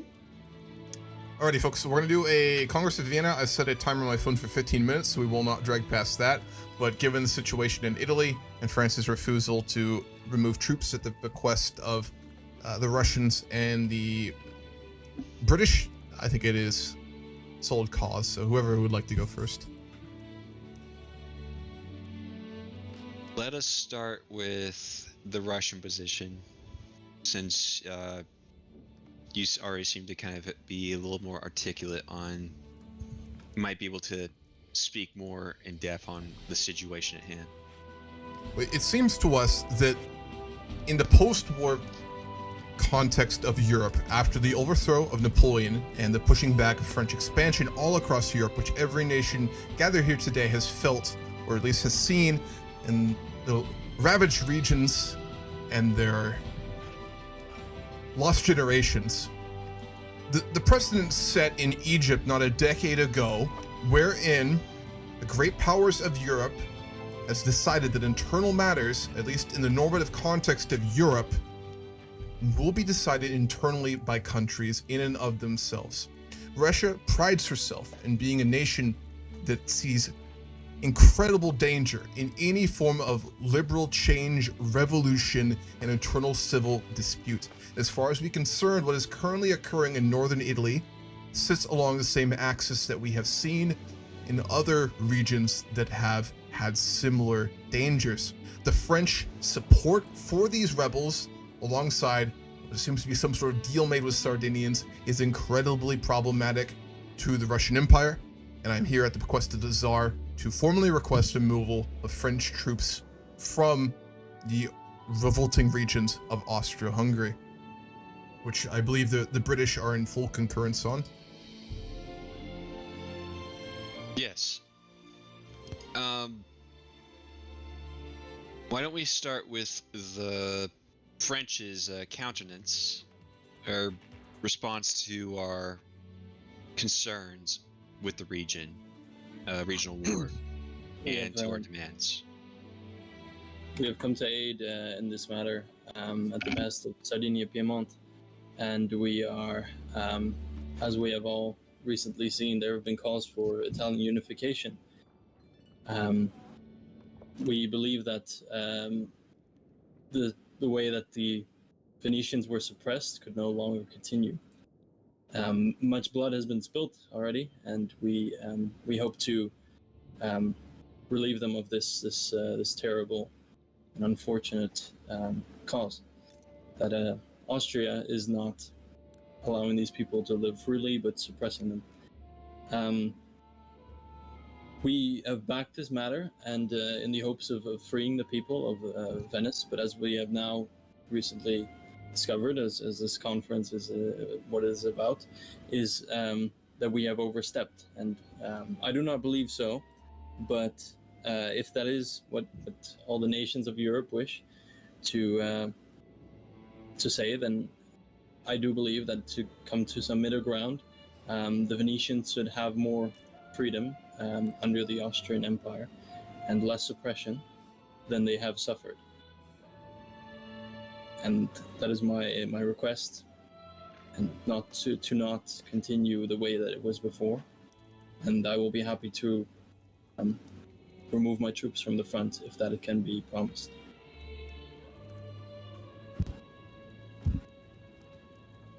The Austrians would like to say a word. Absolutely. I would first request that the King of Sardinia explain his position on the matter and the nature of his deal with the French, and why he considers himself to be legitimate to intervene in the internal matters of other sovereign nations. I have, over the past years, witnessed great oppression of my own people by the end of the Austrians. May it be over Venetia, Lombardy, or even the two Sicilies, I have seen how the grasp of the Austrians have taken a toll on the Italian people. I, over the past 3 years, have received complaint over complaint, and my people are actually calling for a cease to all that is happening over Italy. It is not only I, but it is the will of the Italian people to be able to be free from foreign influence. I am in my right to intervene when I see people, my people, trying to rise up against oppressors. And I refuse to be silenced over that fact. Well, gentlemen of this Congress, you have witnessed the overt claim of a nation upon another nation's lands on the basis that the people living within this border or that border is more legitimate to this land or that land. And I find this to be a insanely worrying precedent and a full breach of the balance of power that was established in 1815. Might I remind this Congress that the French have supported the Sardinians in this matter by gaining some land, and have also further expanded their dominion over the Principality of Luxembourg. This is a worrying precedent, without talking about any further issues that might be going on the European continent at the moment. I believe that this time is crucial should we seek to continue the peace that we had enjoyed until now, or have we truly and fully fallen into the decadence that was our continent for centuries. It's the Austrian position that the French and Sardinia should remove their troops from Venice. And on the goodwill of the suggestion of the French, Vienna would be willing to consider a local administration of Venice through a close yet gradual increase of autonomy over a undeterminate period of time. The Russians would also like to very briefly state that there is an utter rejection of the concept that popular opinion is any form of basis by which borders should be changed, which I believe the Sardinian ambassador suggested, which is completely in the face of the post-Napoleonic order that was instituted by the Congress of Vienna.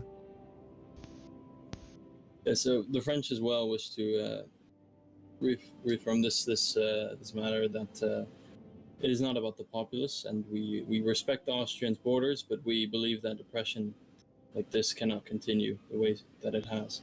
Well, we, the British, representing Her Majesty Queen Victoria, see the situation not only with the same consideration as we do the Ottomans' interference on behalf of the Sublime Portal years ago. We but with even greater concerns as it pertains to an eminent position of Italy, which has long played a central role in European affairs. We hear the cries of the Italian peoples, patriots, and struggle with cause and concern, but are not unsympathetic for their plights. As always, we desire to seek a peaceful, civilized resolution towards these discussions. With the recent shock from the previous months, especially for us personally, the British with Indians, and the and the Danish up north, we expect that there is a desire amongst the powers here in this Congress to meet such a conclusion.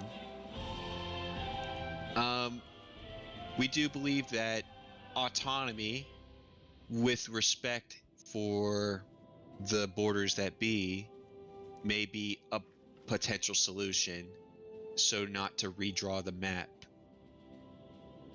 and maintain Austrian sovereignty over the region being contested today. Does the Russian ambassador concur with this view? Russia unequivocally supports Austria-Hungary's right to administer directly the region claimed to be the supposed Republic of San Marco. This is a view that we could find acceptable. This concurs as well. That's fine. Now, Sardinia.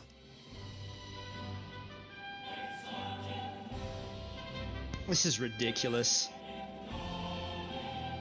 I will not bow down to such bullshit. So is that to say Sardinian that troops you're... will remain in Venice until the last blood will be shed. Will the French troops remain in Venice? No, they will not. They will return to France promptly. Then it seems that there may be a breakdown in discussions. If the Sardinian Piedmontese will not rescind their troops, they will be forced to fight alone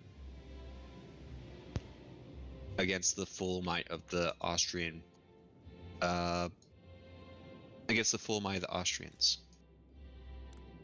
come what may, at their expense. Very well. I believe we have a resolution then, for now. I believe so. Do we want to address Luxembourg, since we are all here, or do we not want to do that? I guess. I suppose. Just from a mechanical point of view, France, if you capitulate, does it just kick you out of the war and it does nothing to you, right? Yeah, there's no demands being pressed on them. Should I do that right now during the pause, or will that? Yeah, I guess. Yeah, that's that. Okay. Once the game is started, that's fine. Everybody's loaded in and everything. All right, there. Okay, and I don't particularly need to discuss Luxembourg, considering the French have just maybe saved my ass. So yeah, that does make sense. I guess that's one way to resolve that then. My understanding is that this entire play is just to make us all ignore Luxembourg, and they seem to be succeeding in that. So I think we're good then. Are we all good to unpause? Yeah, I think we're good. All right, I guess we go back to our channels then. Yes, indeed.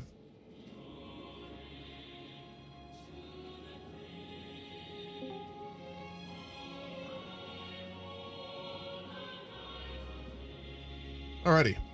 Yeah, I think that whole situation was the French.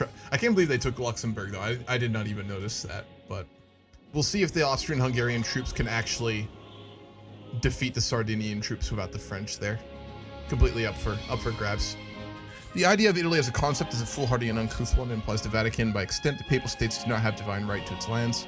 From where the idea of Italy. Well, really, it depends though, because like the early Risorgimento, I believe actually to a degree the papal states had mixed feelings on it. It was not either one way or the other. Eventually, it would lead to the papal states effectively more or less being conquered, not quite bloodlessly, but near bloodlessly.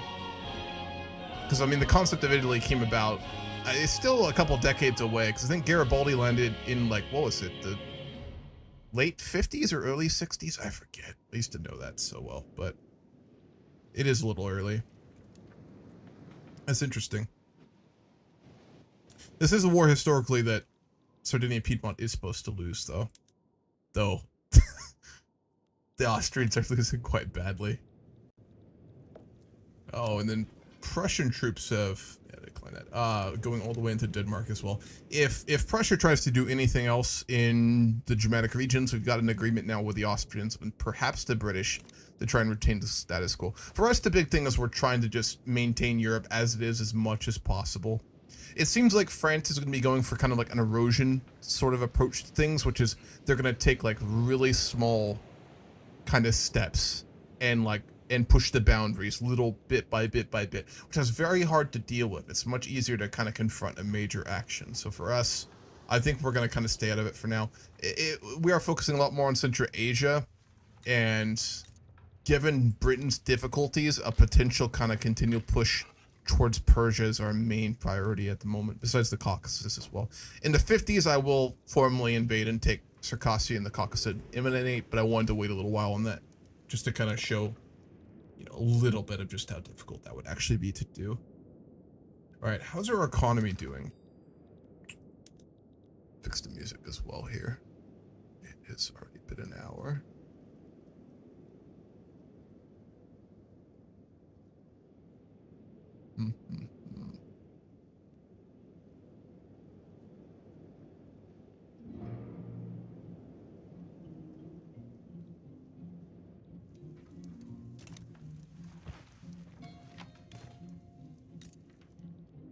Yeah, France kind of played that historically, how Napoleon kind of approached foreign policy. He's a really interesting guy. If you've never read about Napoleon III, I really recommend doing so. He's a very interesting character, because there's a lot of leaders who are either like quite incompetent or quite competent, and he somehow manages to be both at different times at different things.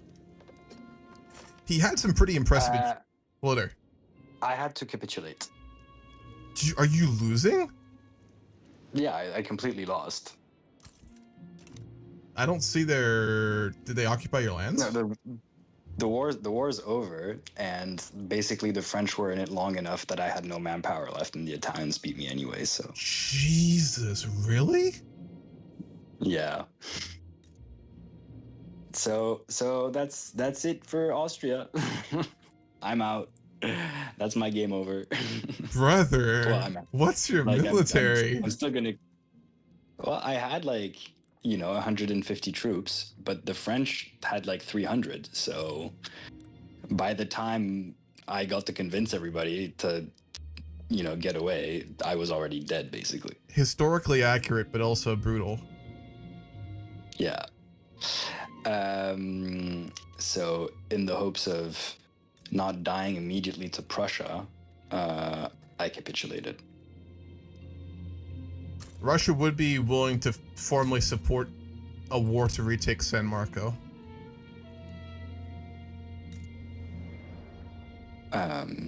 That is very welcome news. It would set a very dangerous precedent if this were to be allowed to continue, and as such, Russia would support the Austrians. We would also highly recommend you oversee a military review of your country's standards and procedures, but that's a separate matter. It has become quite apparent that our military is outdated. But as I said, OOC, I'm role-playing this historically as Austria. Completely fair.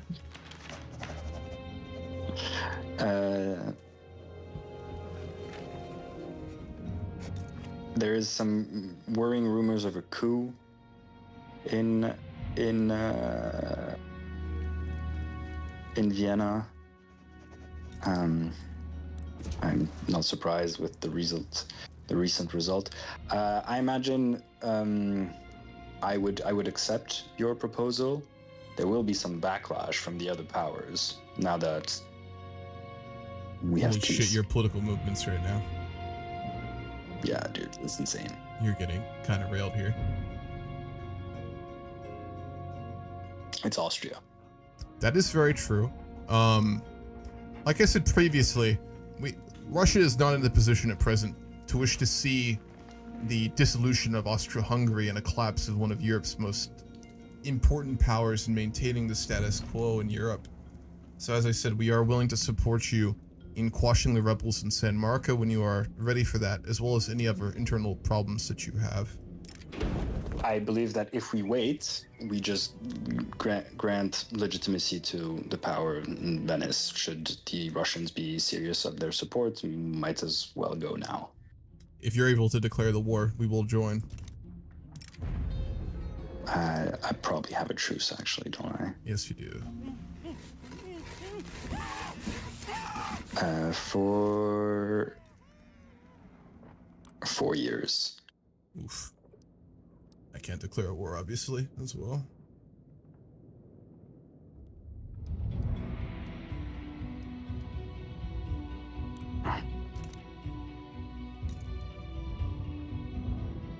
There's no way around that. I believe in Victoria 3 either, right? Unless it's changed. No. I mean, you could probably declare a war and then transfer it to me, but that would be a big gamey. Although that did happen historically. When... And I don't really want to take the infamy hit for you, no offense. Fair enough. That did happen historically. The Austrians didn't surrender to the Sardinians. They surrendered to the French, who then the next day transferred it over to the Sardinians. That's and that hilarious. was fine with the Austrians, but it's just for the pride of not, you know. Yeah, you can't surrender to a minor power. That would be unacceptable.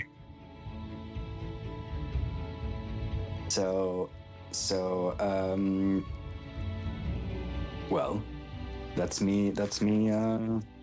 So in 4 years, when the truce is done, Russia's completely ready to support you then? Very well. We appreciate your diplomatic support and this time your support as brothers in arms, as we have been many times over. Goodbye, Ambassador. We'll see each other in 4 years. Or sooner, depending on how the reports we've been receiving into your internal matters are. Do not be afraid to call us in such a matter.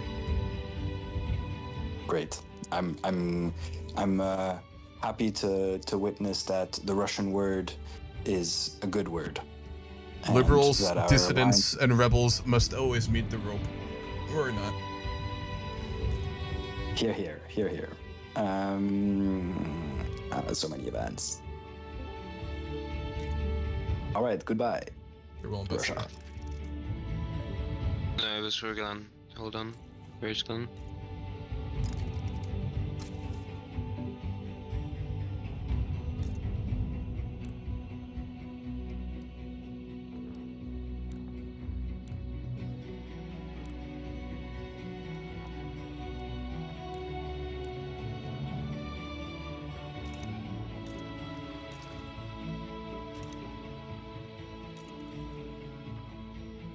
Is it?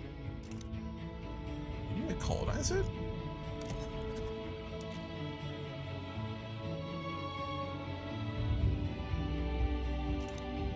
It is a country, isn't it? Let's try.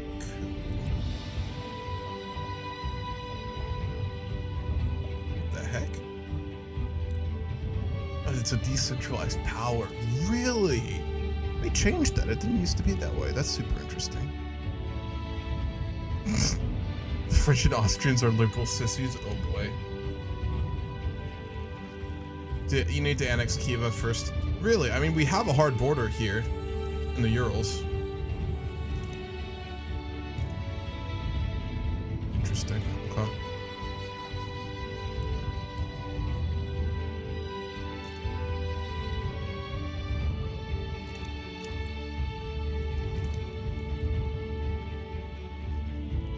Alrighty, we're continuing to build more steel plants, artillery, food industries, arm industries, all the basic goods that we need here. We're still really running deficits of coal yet again.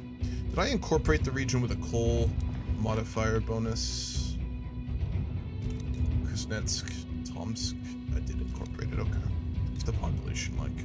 We've got enough people, so I will build some more coal mines in Tomsk here.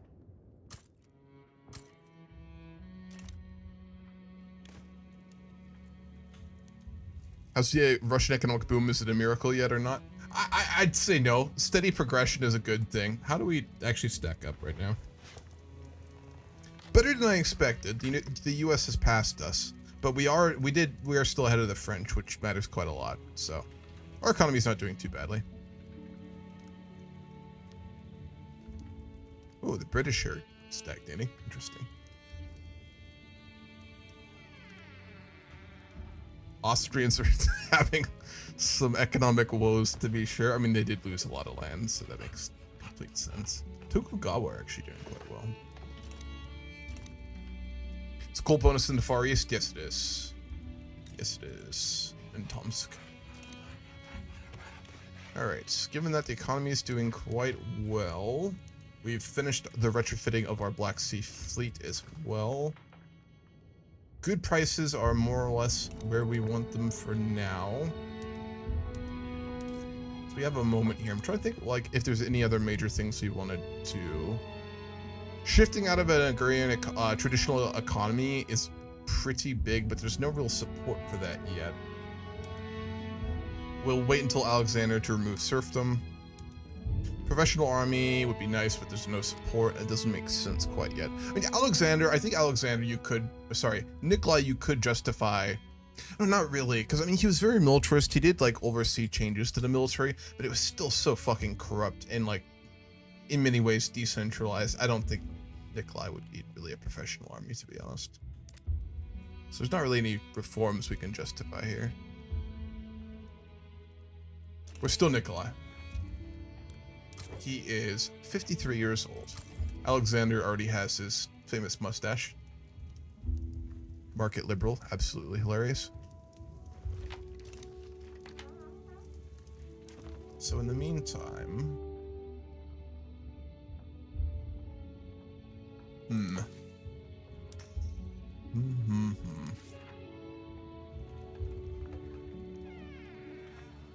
a little bit longer. Trans-Siberian Railway would be interesting to build.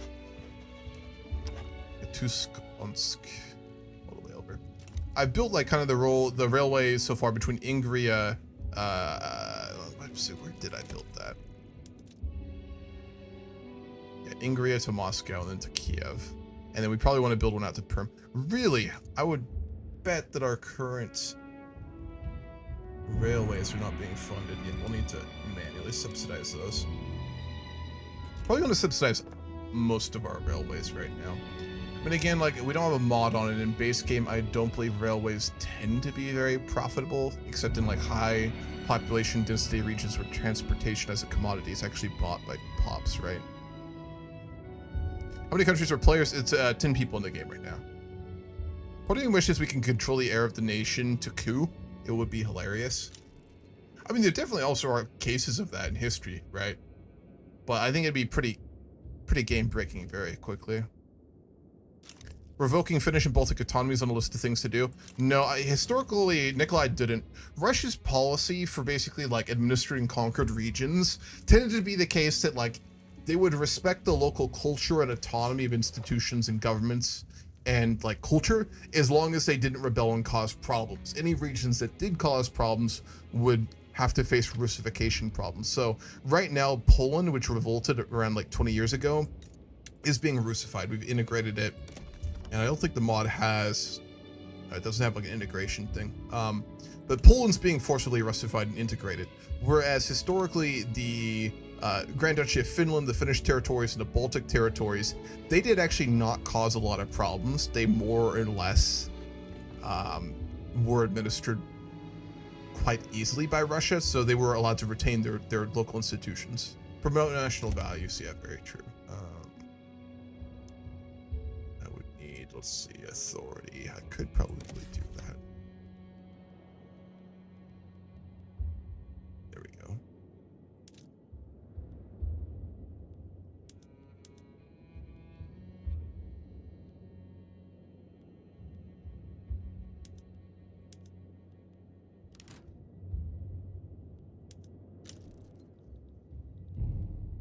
Why could I not do that? Oh, we don't have nationalism yet. When we get nationalism, we'll be able to do that. But yeah, that would make sense to do in Poland.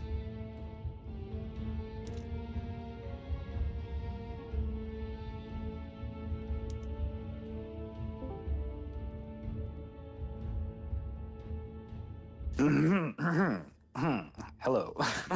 Welcome back, Ambassador. The Prussian threat I had warned you about has come to materialize. The matter of Schleswig-Holstein has become, once again, the hotbed of issues. Let me explain. Prussia has just requested that I remove myself entirely from German affairs, and that the path I fear this might take has come about. And I understand your good relations with Prussia, and my own good relations with Prussia. However, the words he used were, the status quo doesn't hold anymore. I have complete economic control over the German lands, and Russia and Britain would have no problem with Berlin seizing more power. Those are the exact words he used. Therefore, I come to ask you, do you have a problem with Prussia gaining more power? You're framing it in a manner against the Prussians, but really the question is whether or not Russia is going to support Austrian interests in the Germanic states, yes? I am in no position to impose my will on the Prussian and the German princely states, and Vienna will concede that it has been distant from German affairs outside of Denmark. Do you wish to retain, however, your current relationship with the Germanic states? While I am in no position at the moment to do anything about the German states, what does worry Austria is a nationalist and expansionist neighbor. It's Might also I remind quite that worrying to Russia. Austria is predominantly German.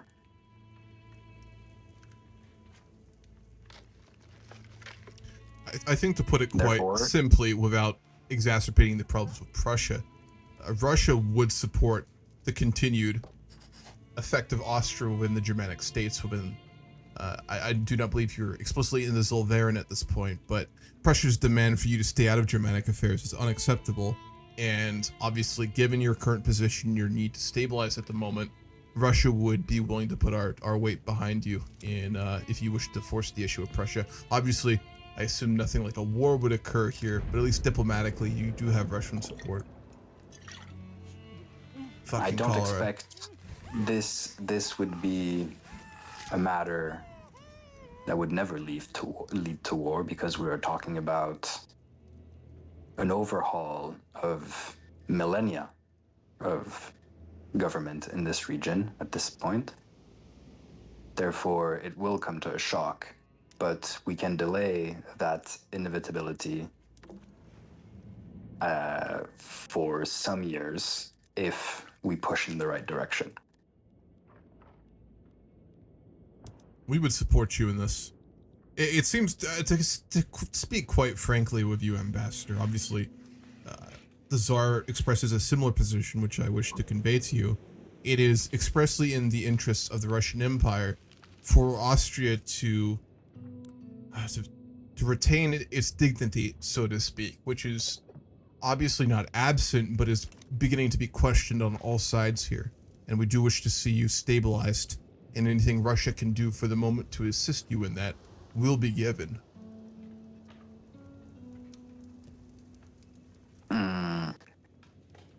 Well, your express diplomatic support directly in Berlin would go a long way at the moment to ensure some stability for Vienna. Do you wish for us to explicitly go there with you and in your support, or is that what you require? I know the Russian court holds sway in Berlin, and that without referencing explicitly the matter of German unification, you might temper his. To circle back to your original statement, the Prussians did suggest that they wished. What was the exact wording they gave? They gave the wording was that I retire entirely from German affairs, and that they already have complete dominion economically over the German princely states. They do not have dominion. They are a participant in the Zollverein, which is quite different. They have economic. Well, yes, but this is the way he phrased it. I'm reporting his words. I see. Okay. And on top of that, that your good relations would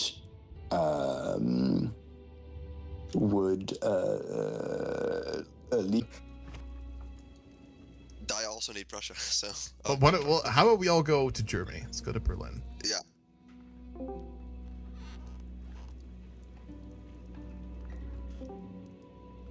Greetings. This is the ambassador of the Russian Empire, here with my compatriot from Vienna. Hello, welcome to Berlin. I've sent an ambassador to Vienna, but he put the ambassador on hold to speak to people. It's But our what are you guys here for? It's our understanding that words have been given to Vienna regarding Prussia's dominion economically over the Germanic states and a demand for Austria to recede from, I suppose, political engagement with the Germanic princedoms. Perhaps the Prussians would be able to clarify. More like a question than a demand, but I see. But I mean, the economic dominion, I wasn't stating something that was meant to be a threat. It is a fact. You can see everyone is allowed to invest in everyone. We have a customs union. We have the Zollverein with the new member of Sweden in it. We have just liberated Schleswig and Holstein. We proved that we can protect German people. We also have a defensive pact or a guarantee of independence with every single one except the newly liberated states, which Prussia has yet to talk with. But specifically Schleswig seems to be cooperative with Prussia. We I wasn't stating a threat. We understand the Zollverein as an economic concept and as a market union, but what is it explicitly you're trying to communicate to the Austrians, or question, as you say? We were saying that Austria. We were asking if Austria wants any business in Germany, or is he fine with Prussia leading it from now on, since it hasn't shown much. It admitted itself it hasn't shown much interest in the German affairs. But well, the question has been asked. Perhaps the Austrian ambassador would like to respond, since the question is given. As I've made it clear to both you, the Russian ambassador, and the German ambassador, the Prussian ambassador, is that yes, my involvement in German affairs have been limited only to Schleswig and Holstein, but that the matter of a primacy of one over the other is foreign to the status quo, and what the Prussian ambassador has omitted to mention is that in this defense he responded, the status quo doesn't hold in Germany because I am already the de facto ruler of it, and that that's what I said. That Russia and Great Britain would see kindly to German unification in the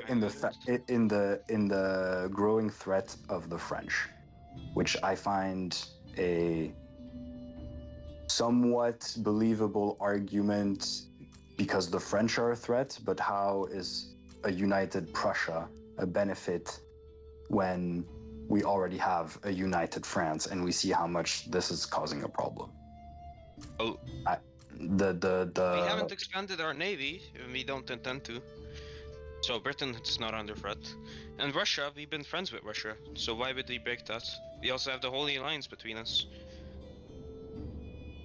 We must remember that. So, this would mean that we are not as much of a threat, or not a threat at all, compared to France. But you do recognize, so you admit that your ambition is to unite, and I find that I find that, and I believe Russia, and we are yet to speak with the British ambassador, will also share the common assessment here. Which is? That this is a worrying development once again, emanating from Prussia. Why is it a worrying development? In the Russian interest for obviously retaining of sovereign rights. I mean, the Zollverein was, as far as we understand it, developed as an economic union between Germanic states in order to facilitate trade. It was a rather interesting, bordering on dangerous experiment to undergo in the Germanic region, but is the right of those sovereign states to then utilize that in order to build a very specific political economic sphere that will obviously push out outsiders, which you're, I suppose, not claiming or suggesting that the Austrians would be. That is very dangerous as far as we see it. I mean, the post-Napoleonic order stipulated explicit borders, and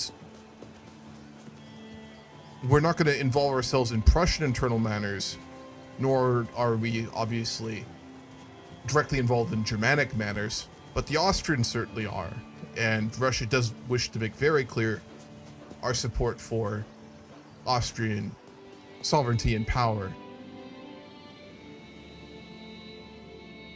The Zollverein is dangerously close to being used as a tool for political ambitions as far as we see it, if we're understanding you correctly. It's more like the German miners have been, or the German people have been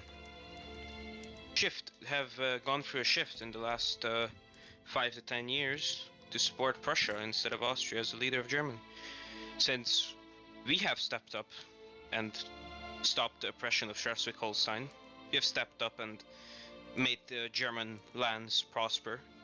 We have stepped up and offered to protect from any foreign or internal threats to smaller German states. This is not the Zollverein, this is about the German people. And they want Prussia to unite, or at least be the sole protector. I believe the German ambassador has said enough. I'm not the German ambassador. The Prussian ambassador. You understand me? Sorry. Russia. It's hard to like. I'm the Kaiser, bro. Hello. Yes. Okay. The Kaiser has said enough, and that the Russian and Austrian ambassadors understand very well his meaning. We understand your intentions quite clearly. I mean, you're not being rather subtle with it. Germany? Yes, because I don't think it's the wrong thing to do. I think Germany should be a thing what the people decide, and the people have decided. Like 21 out of the 26 nations, 0 supports Austria, and 21 supports me out of the 26 nations.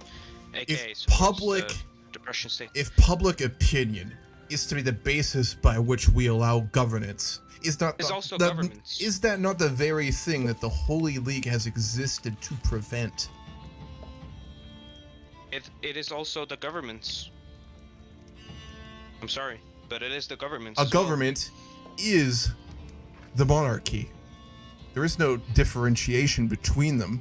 At least that was something we understood the Prussian. This is a very worrying up. What I've said is all the monarchs of the German principalities have supported, or most of them, 90% of them have supported my cause. You said the people, and now you're saying the monarchs. These are two very different things. Both. I see. So, you are attempting to forcefully... What will happen to the Germanic states that do not wish to be integrated under a Prussian state? They will remain independent. I see. I believe you're entertaining a dangerous idea by even mentioning Russia. Let me put another finer point on it. What about Germanic states that would wish to join the Austrian Empire? Would Prussia have any opposition to that? Or perhaps the French? What if the regions of Alsace-Lorraine, much like the French Luxembourg, wish to join the French? Because there are French people there, are they not? That is fair. But the Luxembourgian people, nor any German principality, has shown to join the French or the Austrians, or like support. Whatever not, I'm sure if we went to a local village, we could find a couple of people there who wanted to join the French Empire. My point is to underline the absurdity. The popular sin of any sort is the means by which governance should be based. And we find Prussia's continued flirtation with liberal ideals to be very dangerous. Liberal ideas of what kind? Popular assent of government in any form. That is your basis by which you intend to utilize the Zollverein to expand your borders within Germany, do you not? It isn't just the Zollverein. I have already mentioned that is also a fact, but the fact is the German people and their governments, who I swore to serve and protect, want to have an idea of unification, and that means I must try everything to make that happen. Now, if they would want to unify under Austria, I would be fine with that, but they don't. That is a matter of fact. And France, I believe, has no say in Germanic lands, and they have expressed no intention of expanding their influence into the German Confederation. They already have with Luxembourg. Luxembourg is a different matter. That was under the Netherlands, and they sold it illegally to the French. But I believe that is the French being involved in German affairs. I don't think they see. I believe there's a Luxembourg sizable portion of standpoint. Germanic peoples in Luxembourg. Does the Prussian commitment towards the political sovereignty and power of the Germanic people not apply to Luxembourg? We were rather curious to not see any Prussian admonation against the French over that matter. Well, the fact is, without being united, we cannot stop the French from doing so. I see. I might add that Luxembourg is still just a personal union, just like it was to the Netherlands. It isn't annexed. Wow. It isn't. To not drag this out unnecessarily, our question would be to the Austrian ambassador. How would you like to proceed in this matter? Because the Russians most likely will give it to you, but this is a matter of Germanic peoples. So we would like to ask the Austrians how they would like to proceed in any form. As our foreign policy has been for the past closing on 40 years now, is that Austria will always favor the status quo. Always and forever. Therefore, you have my answer. In that case, Russia will also really. maintain a Not support for the status quo. In our eyes, united Germany of the states that wants to unite into Prussia is not a threat to the status quo. So sure, I do support the status quo. If you cannot recognize that as a threat to the status quo, then you are blind. I'm sorry, I do not threaten any crown. I do not threaten a single European power. I haven't done so. All I have done in Europe is simply stopped the oppression of the Danish, of the Germans under the Danish. I believe. I haven't annexed them. I have liberated them. We've come to a conclusion, and there's no need to speak of this any further. So to put a point on it, then, a retention of the status quo is the position of Austria and the Russians. The Russian Empire, as an ambassador for His Majesty the Tsar here today in Berlin, will state that any attempt to push Austria out of dealings with Germanic states under any pretense is unacceptable to the Russian Empire, as well as any action to take away the sovereignty of the Germanic princedoms. As the Austrian ambassador said, the status quo must be maintained all throughout Europe. Which means what exactly? Which means in OOC it means you cannot annex. Well, you can if you want to try, but like the Russian and Austrian position is. I'm asking what Russia would do. Yeah, I think that would. That's an open-ended question. I have no idea what that means. I'm gonna be honest. I don't that means you don't know until you try. That doesn't sound that bad, right? Maybe. You never know. He means he's gonna kill you. There's a threat of violence here underneath the surface, to put an OOC point on it. Ultimate, you're Hungarian. There's a like, heavy threat of violence being suggested. Yeah, that's fine. Either Wonderful. Way, are you guys done here? Because I need to ask all I think so, questions. Yeah, what's up? Okay, so there's been a recent diplomatic incident with the French and American ambassadors. We have been, in prior years, very, very hostile to each other.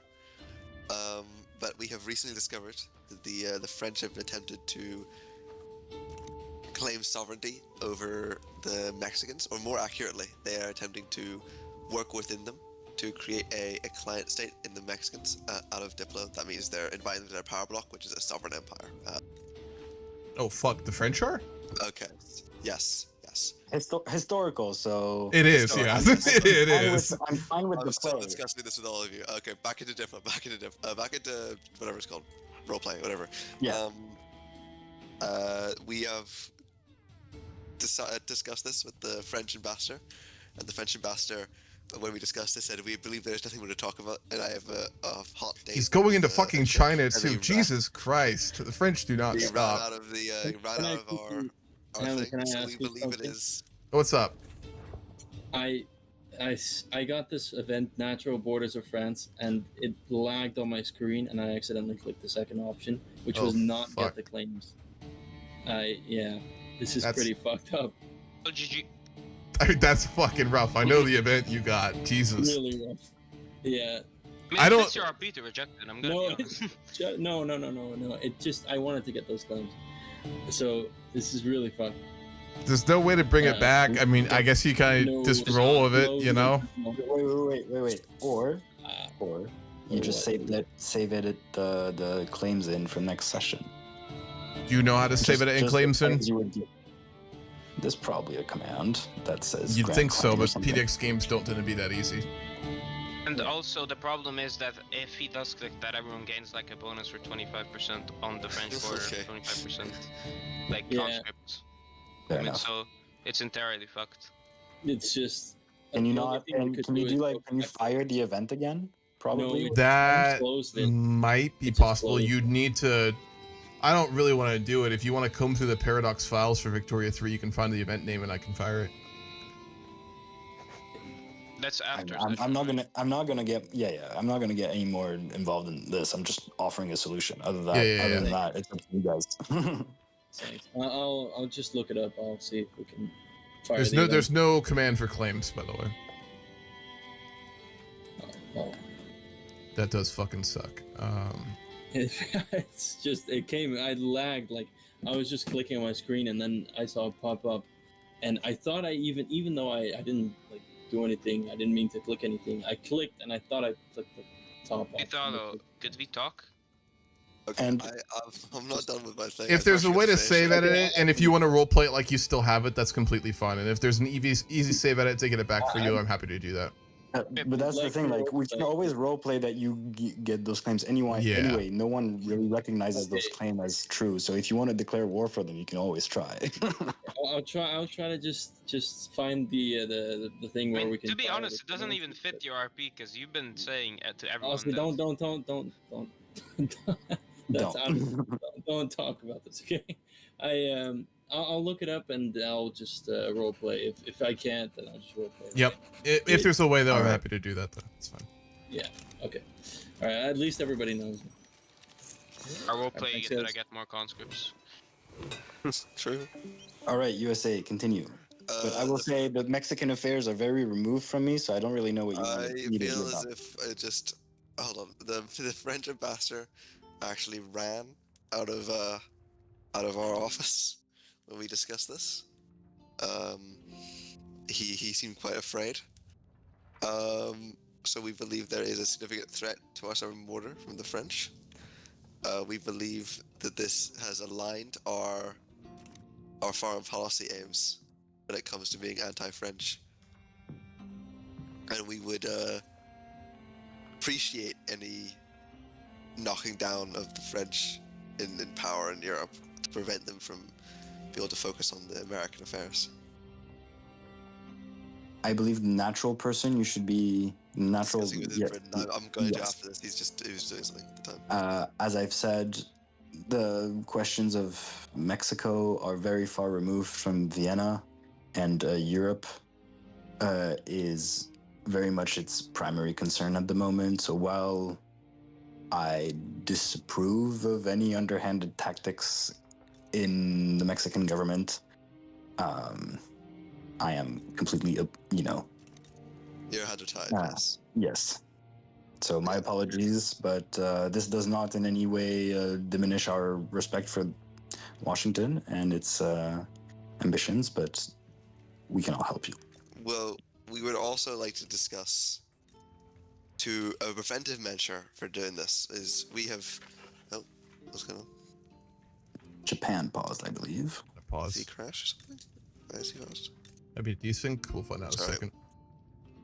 We'll find out, but I would like to discuss... I'll go speak to him real quick. You can speak with Russia about your Wait, hold on. You don't care what I do, right? Does it? All I need to hear?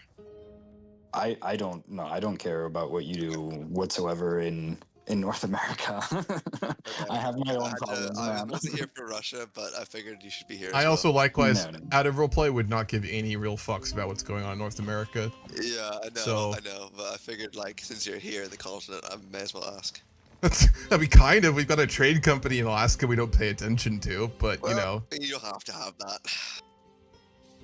Okay, so now you're threatening Russia? Because I'm still here. No, hold on now. I'm just saying, if you're willing to give it, I'm just willing if you're willing to give it, What? Who's your president? Because you're acting like, I'm pretty that's sure that's not a very Zachary Taylor statement to make right there, bud. Yeah, Zachary Taylor, he's but a puppet to my true, wait, where is he? Who have I actually got in government? Where is he? Did he leave? Wasn't Zachary Taylor one of the main generals in the Mexican-American War? Yes, but the weird thing is my Southern planners actually lost the election. I don't know why they're in charge. Jesus. It was actually wild. America did a naval invasion and walked into Mexico City. It was absolutely crazy. Yeah, it's quite weird. Yeah, very wild. But what I was gonna say is, old ref and if ready. I were to move down below the Alamo, I actually don't know where the Alamo is. I hope I'm not talking out of my ass. If I were to establish a protectorate over the entirety of Mexico, would that be at all adverse to either of you? An empire over Mexico? I mean, we don't really care. As I've said, we don't really care, but I believe you'll get some pushback from the French and the British. Well, the French I don't much care, but the British are a lot more of a different issue. It's a rather irrelevant matter, but we likewise would suggest that you consider your actions quite carefully. Yes, I figured I may as well ask you two, but... Yes, you will not, let me state this quite plainly, you will not find any diplomatic support for a conquest of Mexico. Let that be very clear. Don't know. Well, we'll find out. Well, when I mean any is at least not from Vienna, and I believe not from St. Petersburg. We do find the North American actions and ambitions to be rather amusing, but certainly not a real foreign policy matter we worry about. I will go speak with Britain. Well, I'm going to speak with Britain. I'm going to go drink vodka in the Urals. Okay. Alrighty. Yeah, we would not really care too much. I mean, Mexico's a pretty big play, but I don't think he'll pull it off, so it doesn't really matter. Yeah, we definitely, if possible, we want to prevent pressure from forming Germany. This is really early for him to be pushing for it, and he's going to use Dissolve Aaron, I guess, which isn't surprising. It's what I would do if I was him, so it makes sense. But if he does try and, like, form Germany, we might go to war over that, because that's pretty radical. He'd have to really butter us up and offer concessions for us to support that. Right now, like with the collapse of Austria kind of happening in real time, our big like priorities right now are to try and get the Ottomans to stabilize their current power and not allow them to really expand beyond where they are. And we want to see Austria get stabilized again so that they can kind of offset pressure in France. Right now, Austria is dangerously weak. It's really a problem I'm quite worried about. Beyond that, we've continued to expand Central Asia. We've gone all the way up to Kabul. I'm kind of almost tempted to do a play for Persia, but I'm really still uncertain as to whether someone like Nikolai would go for a war of like that level and danger. I mean, he wasn't opposed to starting major wars. He did oversee the war in Crimea, for example, right? But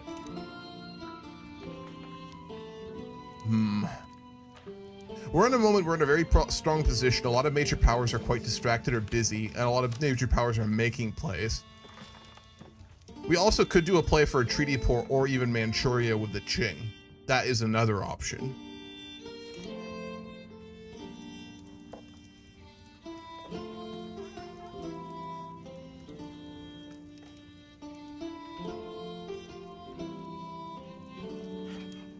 It's tough to call. I might do a pull here, actually. But another thing we can do. All right, we're going to go up to Vassalization 3 then for that extra authority. I'm going to do a pull. I haven't done a pull in a long time. So let's do a pull. Just because I'm very conflicted personally, to be honest.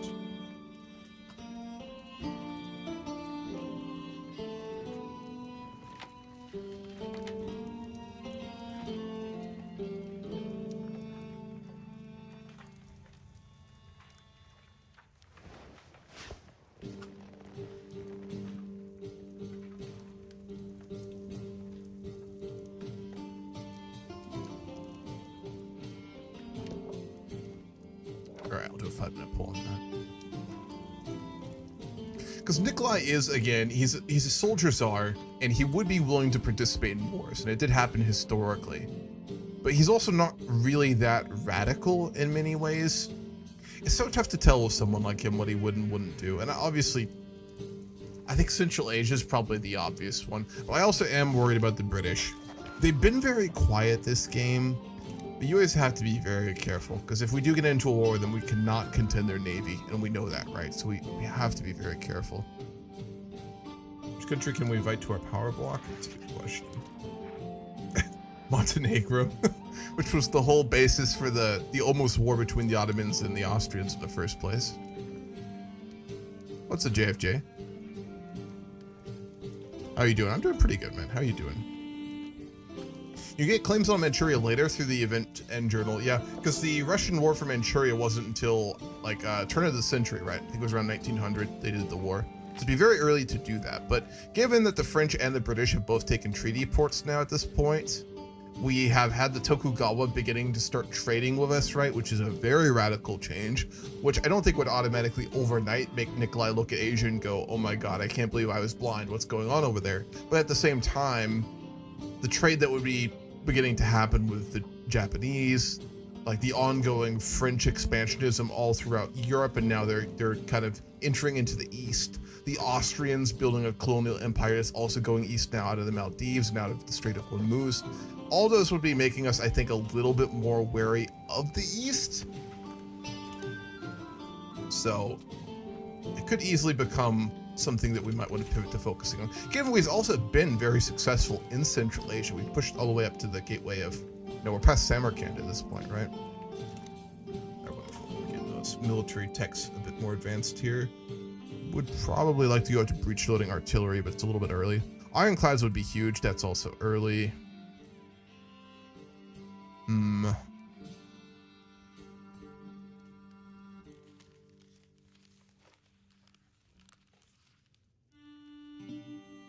Do modern sewage. That'd be a pretty good idea. What's our colonial laws? No colonial affairs. At all. Has the Great Game been settled yet? I haven't seen the journal for it in quite a while. Yeah, I don't see it at all, actually.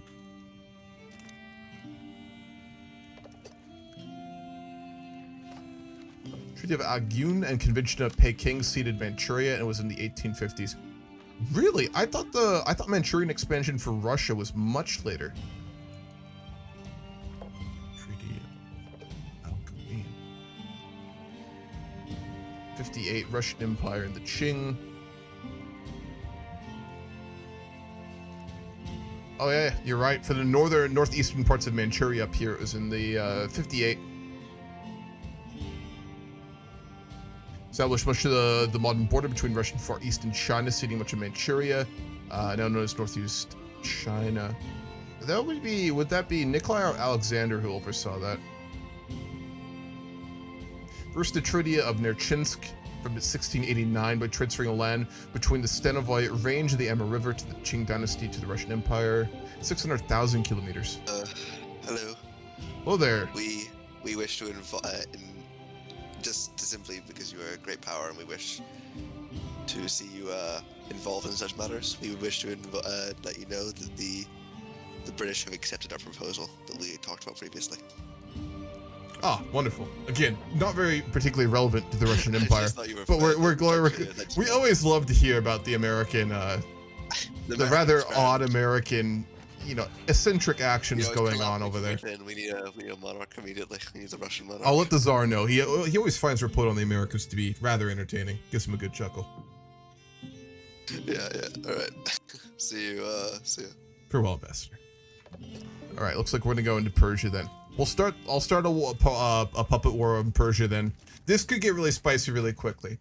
I'm gonna kind of just do it and see what the British do. This may get spicy very quickly then. I mean, we've been seeking basically expansion to Persia for quite a while. This would win us the Great Game. It'll give us access to the Gulf, so... we need to actually damage relations. I don't know if we can... No, we can puppet it.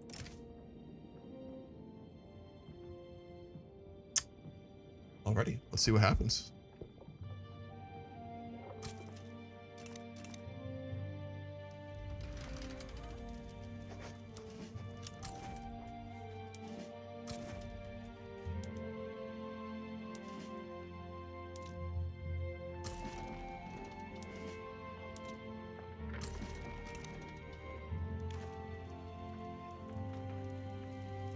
We haven't even solved the Caucasus issue yet, so this is kind of wild for us to be doing this, but it is a protectorate. So we'd be looking to just take power in Gajar, Persia. We wouldn't be looking for direct ownership, which I think is definitely doable. I really would love to get cold water ports in the Gulf of Persia. That'd be so nice. That's why they got the rights to the island north of Hokkaido. Yeah, what's the name of that whole peninsula? Read the name of it. Speaking of that whole region, there's a really good anime I watched last semester that was really good. What's it called? Like Golden something? Anime Golden. It's so fucking good. Set after like the Russo-Japanese War. Golden Kami, if you've never seen that. It's a really good anime. Is that it? Yeah, Golden Kamuy. Kamuy? Kami? Golden Kami. It's a really good anime. There's a manga too, I haven't read it, but it's a really good series if you want something interesting to watch. Yeah, that's the one. Really fucking good. Sakhalin, thank you.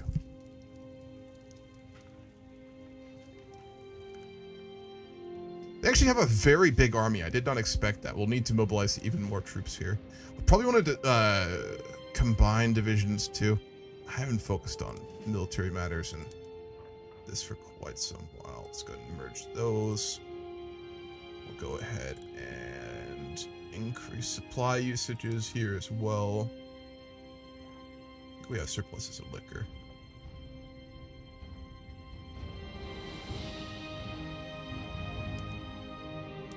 Can you still promote generals like you used to, or did they change that? Yeah, you can. Beautiful. Innovative mountain combat open terrain expert. That should be good enough.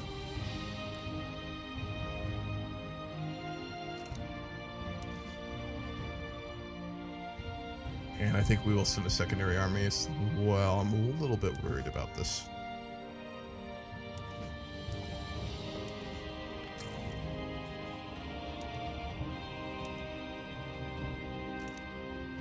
You should get nationalism next, since I think a lot of special stuff is locked behind that. It is, and the whole Pan-Slavic movement is as well. I've been just trying not to fire it early because it's kind of like the middle of the century where it really becomes relevant. So we'll do modern sewage, and then we'll go for nationalism. I think that would make sense. I really find it still so fucking wild that they made dialectics a whole technology in Victoria 3. Which, to be fair, isn't inaccurate. Dialectics is an incredibly powerful tool. But I mean, still blows my mind. Because Hegel invented that, which he when did he release that book? That would have been like, what? 18 turn of the century, right? Like when did Hegel write that book? 1809 or something? It's been around for a little while, but it didn't kind of permeate Europe and academia for quite some time. I mean, Hegel got very popular very quickly because his, you know, if nothing else, his ego is, and his ability to put it more politely, his charisma academically spread his ideas very quickly. Hegel phenomenology, there's analytics, right? What's Hegel's book on dialectics? Analytics.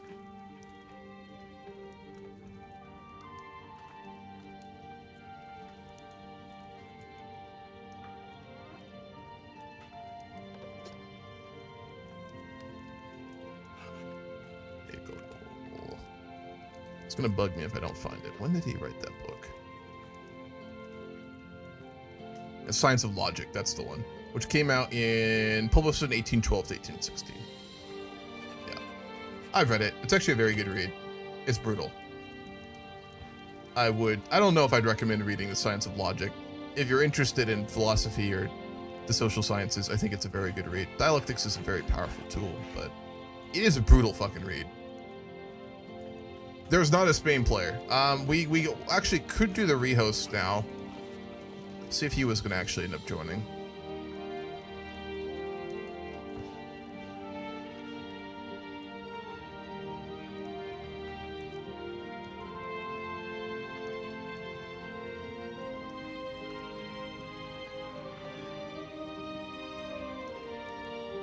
Wow, so it looks like Britain did not involve themselves in Persia. I don't know what Britain's been up to. I mean, it sounds like last we heard from him, he's having a lot of internal issues in his colonies and stuff like that, but to completely cede the great game to us is pretty wild.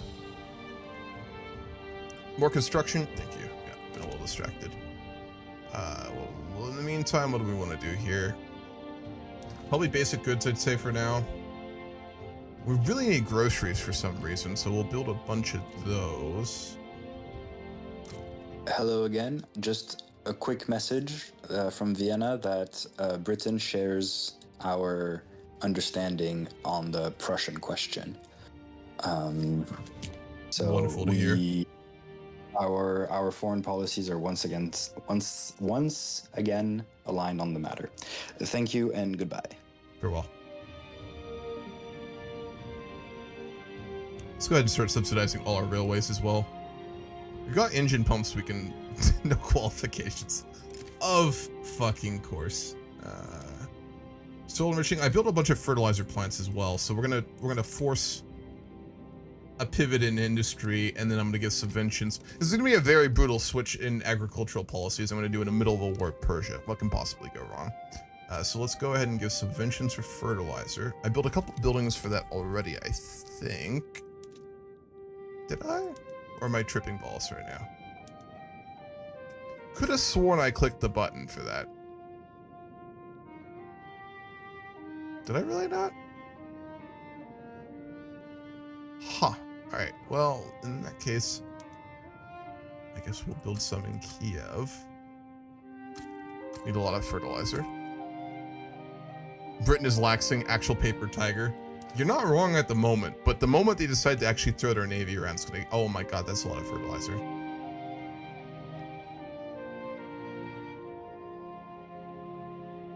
You know, I'm gonna lean into it. How much fertilizer are we gonna need?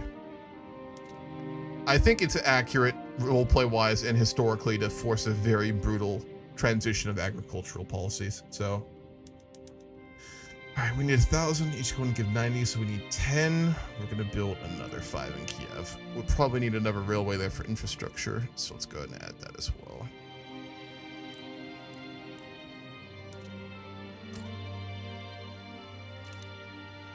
Who's winning the colonial games? Probably the French / the Austrians at the moment, but we'll see. Was Hegel the one that wanted to screw his mother? Oedipus complex? No, that'd probably be Freud. Or Oedipus, way back in the day. No, I don't think Hegel. Hegel didn't get down like that, I don't think. He wasn't that fucking crazy. Alright, we are beating the Gajar soldiers here. It's fucking Kiva's sending their troops here? What the hell?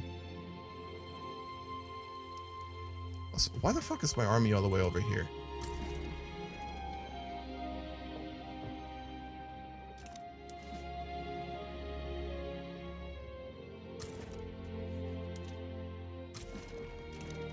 I'm really surprised this war has not cost us more money as well. Do you believe in the modernist vision of nationalism? Which one specifically? There's a lot of different interpretations and forms of nationalism. Every time I play Russia after Persia bombs in my hands, I decay because of one of the mechanisms you can catch them off guard. I haven't seen that myself.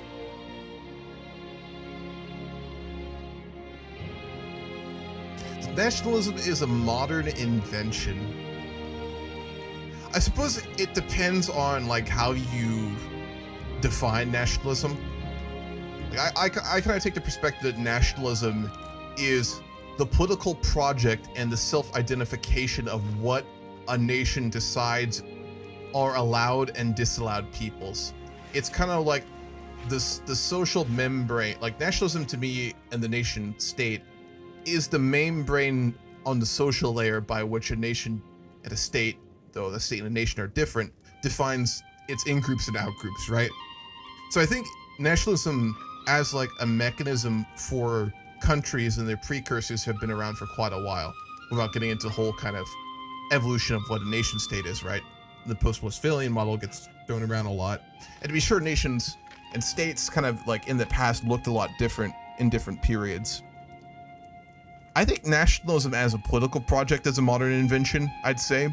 But I think nationalism as more like a force and a system of social groups identifying in and out groups has been around for quite a while. And those are two very different things, right? If that makes sense. Would Nikolai be a Stormcloak or Imperial? Dude, you already know the answer to that question. You already know. Come on now.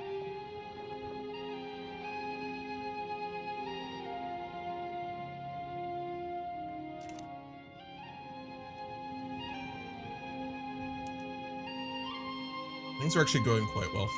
The Gajar forces are quite weak here. Let's switch to soundtrack as well. I'm gonna follow Hemkuts. Hello, Ambassador. Hello, Ambassador. I'm sure you understand why I'm here right now. I could not possibly imagine. What brings you to St. Petersburg?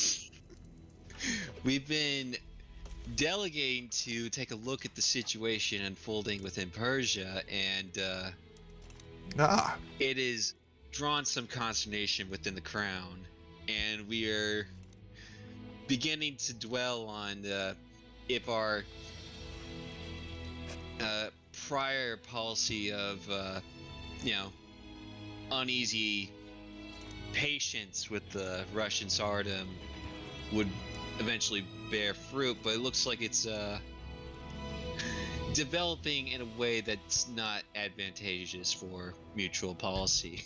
No, and to be quite clear, the Russian state and the Russian crown and His Majesty is rather embarrassed to be having to engage in such a situation with the Persians.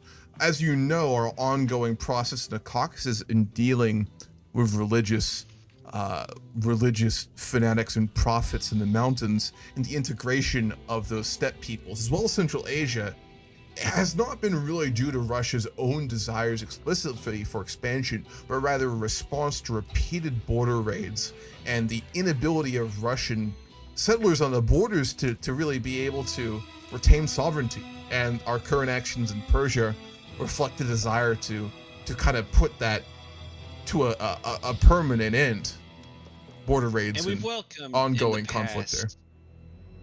And we've welcomed in the past a certain disposition shared with our mutual interest of the Montenegrins bordering the Austrians and the Ottomans themselves, that oh, I'm sorry, I got like a message from someone else. No worries. Said integrate Ireland, and I'm like, fuck. Isn't it already? No, apparently I thought it was at GameStart, but I've never thought I had to actually. Holy shit! It's not incorporated. I didn't know that. It apparently it's not fucking expensive too. Holy shit, that bureaucracy. Which is accurate, I guess, but. And now the U.S. is spamming straight access and toll exemptions. I gotta say, out of roleplay, I'm very surprised to hear you in my VC, given the many other fires that you currently have all over the world. You know, but I respect the grind. Well, I felt like, you know, with Persia being as significant as it is in the region, and, you know, giving practically a direct land connection with India, I figured it was worth at least mentioning. Of course, there are some rather extreme radicals that have suggested, you know, the obvious advantages of a border and a route to India. I can assure you that the Tsar has absolutely no interest in the region, you know, much like Asia as a whole. For us, this is an ongoing conflict that has been occurring in the Caucasus and our border with the tribes for quite a while. This is our desire to, again, put a permanent end to that arrangement. There's some merit to what you're saying, but that said, there's obvious consternations that we have with Russian dominion over the Persian state. We care to ask you to bring your troops back. Unfortunately, Russia will not be able to accede to that request at this time, as it is pivotal for our ongoing crisis in Central Asia and the Caucasus for us to directly prevent the Qajar dynasty to continuously support these groups, and to allow us to obviously centralize and integrate the regions of Central Asia and the Caucasus that we've been fighting with for quite some time. No desire amongst any European power that Russia or British or Russia should ever come into contact through direct channels, and we acknowledge that we've had games afoot, or, you know, influence struggles within the region for quite some time now. That said, should the war in Persia commence to end in the manner that it is at current pace proceeding to engage in, as it is, it will forever change discourse between our two countries. Be that as it may, I would like to state that we have no desire to do any sort of reduction of autonomy in Persia. The Qajars will retain power in Persia. We have no desire to integrate it. We do not have the capacity to do so, frankly. It is our desire to centralize control of Central Asia and the Caucasus alone.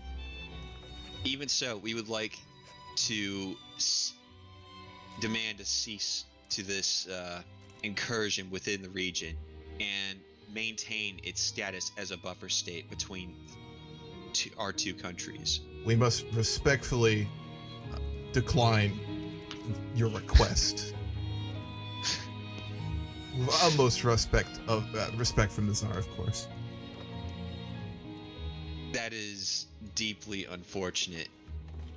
We will care to speak at another time then, but it will be under more tenuous circumstances. I see. Would it help if we sent a complimentary box of vodka to Her Majesty? You cannot bribe Her Majesty. A bribe, She's sir. already Sir, you misunderstand me. Drinking tea with opium in it. Get with the time. Did you get the event where the English people get an obsession with opium? No. Oh, okay. Yeah. But I like to think that it's always going on in every game.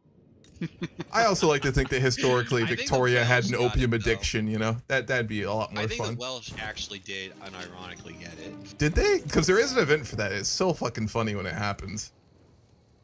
Let me see. Yep, they got an obsession with opium. Did they? The Welsh? Yeah, obsession opiums. Oh my god. The amount of opium dens in fucking Wales right now.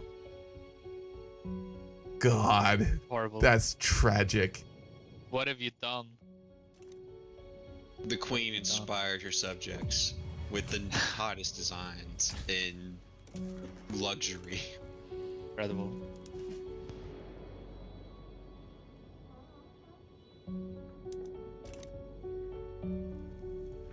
Also, we have steel frame buildings. Things are about to Do go. you already? Easy. Huh? Already? Already. It would take me 19 years to get steel frame buildings. I mean, it's not that. So that's so sad. Oh. We do have 3 As universities and under Economy 4,000 of students, Rome. but still. As Russia, I actually think I prefer staying on wooden buildings for a long time. I mean, if you can make the pivot to steel, like which Britain can, I guess it's worth doing. But I mean, we really can't. It's gonna hurt our economy a little bit until we can get. It hurts so good. Build. It hurts so good. True. I see that Faye is quite unhappy with Persia as well. That's quite a shame. Yeah, no, a part of it also is just that we're still fucking around with the whole diplomatic system, Yeah. so it didn't even allow us to join the war or give us like a notification. It sounds to me like the game is suggesting to you that you no longer had the influence this way you once did in Central Asia, which, you know, I guess that makes sense. It goes to show that We've all got our priorities, right? And, you know, if yours happens to be internal revolutions in the East India Company, I think you have bigger fish to fry, you know? I guess it's also to say that, like, I'm just inexperienced with the game, and I probably should not have had a major power. Okay, that is completely fair, but to be fair, I think Britain in this time period, generally with how things are going, would also be quite overwhelmed, so it's not inaccurate. We've had a time. Been a little chaotic.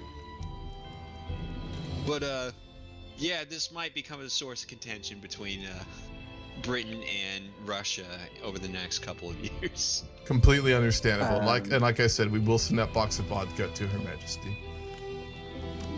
Again, are you guys role playing? No. No. We kind of, there was a breakdown discussion. Britain, I'm just making sure everything's a go for what I said about, right? Can I speak with Russia? Oh, I'm allowed to do it? Absolutely. I give you the vague nod. Big nod of approval. Yeah, alright. I want everyone to hear that the British Big nod approval from a of big what I man. Uh-oh. What have I did? I don't remember specifically Tyler, the particular They circumstances. approved. They said, but yes, I will love the American experiment. And we Tyler, are were you speaking to someone?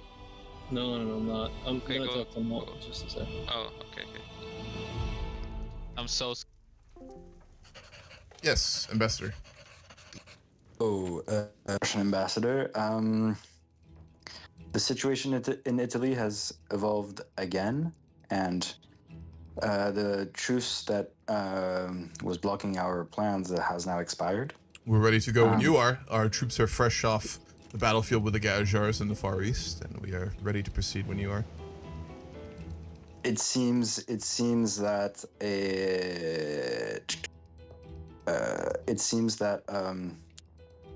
the Piedmontese are on the back foot, and that now would be the best time to intervene. As I said, ready when you are. I must say, the Russian military is rather chomping at the bit after our successes in Central Asia, so. We will then declare for a protectorate over the Republic of San Marco and enforce it to change its government. Wonderful. Wait, do I have an interest there? Actually, I don't know if I'll, because the new situation is rather strange. We have an alliance, because you can call me in, right? No, we don't have an alliance. We have a defensive pact. Oh, fucking true. Let's see, what region? Do you have an interest there? Southern Europe, right? I have pervasive, so I think I do. What do you need to get involved? Pervasive, that's like quite high, no? 3 or 4, no? It is. Yeah, pervasive, you can definitely get involved. Pervasive gives you. Enables allow diplomatic plays in the strategic region. Okay, yeah. So you can join. I can help allows taking side in diplomatic plays. Okay. Go for it then. Let's go. Let me just diplomatic demands make protectorate confirm. Oh, someone paused.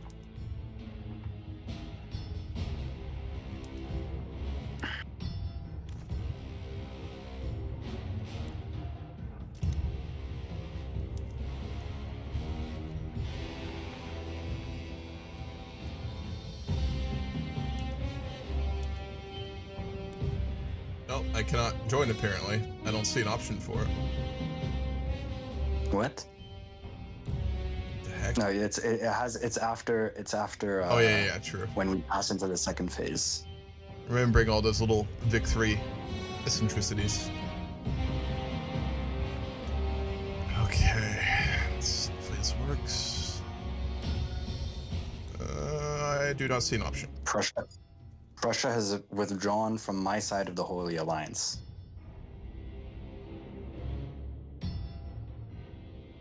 What do I need to do? Sway, yeah, you're not in here for some reason. Well, if what's his face? Prussia now declares war, then that means our agreement still stands on the Prussian question. And does it? It does. I could send my navy or something, right? Doesn't that do something? Project power in the Adriatic. We Micmac, you. Yeah, I have a problem. Yeah. I Indeed. think we all have a problem Britain, do here. the thing. So- oh god. After literally saying he wants to maintain the status quo, Austria has decided to break the status quo. This is a restoration of the status quo. I'm sorry. A little bit more than that, my friend. I can't possibly agree with this. How to roleplay this very briefly. Is it project power that increases my involvement in a region? Yes. Thank you. Yes, it is. Can I pause the game because I'm looking to Go for it. involve myself in this? Yeah. Yeah. I think we need a conference anyway. Yeah, I think we do. You want to call I one? think we're Alright. getting like to the Americans threshold would of have a voice in things. this one because I think we have an opinion. Shut the fuck up. What time? How long have we been Who? in the game, by the way?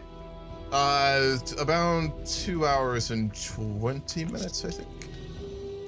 Do we want to like take like a 10-minute like pause real quick just to like talk? Oh, wait, don't we shit need to over don't and we have need to rehost and then? We would do a And then rehost if everybody's we going had in. someone joining, but we don't have anyone joining, so. Okay. I mean, we could just do the conference and you can take your time off anyway. Yeah, Noel said he wanted a little break. Do we want to like do like a 5-10 minute here? Does I just everyone? need to talk to like a couple people. I don't Oh, know. I see. I'm not Okay. gonna We're keep already playing. talking. I don't want to drag it out too much because the session is so short. Okay, so what do we want to do the conference over then? Well, Italy.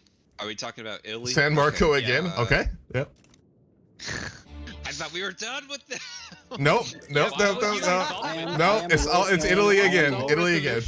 I am role playing the Austrian fireball. I thought we were You know what? done. Literally no Completely, resolution it's last time. completely fair, but like, oh my god, this is gonna be hard for me. And also, Russia would have gone into a war, obviously, with Austria immediately to take out San Marco, but we had the treaty. So, roleplay wise, doesn't. It's always the treaty. Yeah, it's always how it Always is. has been about the treaty. All right, Well, so the thing is, he has pervasive in Southern Europe, but can't get involved. So this is not the situation. yeah, thought we'd I all don't be in, understand but- why I'm not able to get into the war right now. I I don't know why I am. I I am don't. also Just wondering random why you can't US, get into but the war. Russia. I look at Western I'm pretty Europe, sure I that's have, because like, of a- trade. That's because of trade. Oh yeah. I'm like the #1 trade partner there. Yeah, I forgot. Okay. I'm No, engaged. Is that- second only to me, by the way. but- No, I think I'm the British are importing more from me. Actually, why Yeah, can't they I are. join The this British war? aren't Because it into literally the says Arctic. if it's pervasive, I should be able to take sides in a diplomatic play. What? If you look, there'd be a reason why you can't. I'm here on my phone. It's Faye here on her phone. You have no interest. It says no Russian involvement at the top Yeah, of your exactly. screen. You have no In interest. Southern Europe, top of your screen.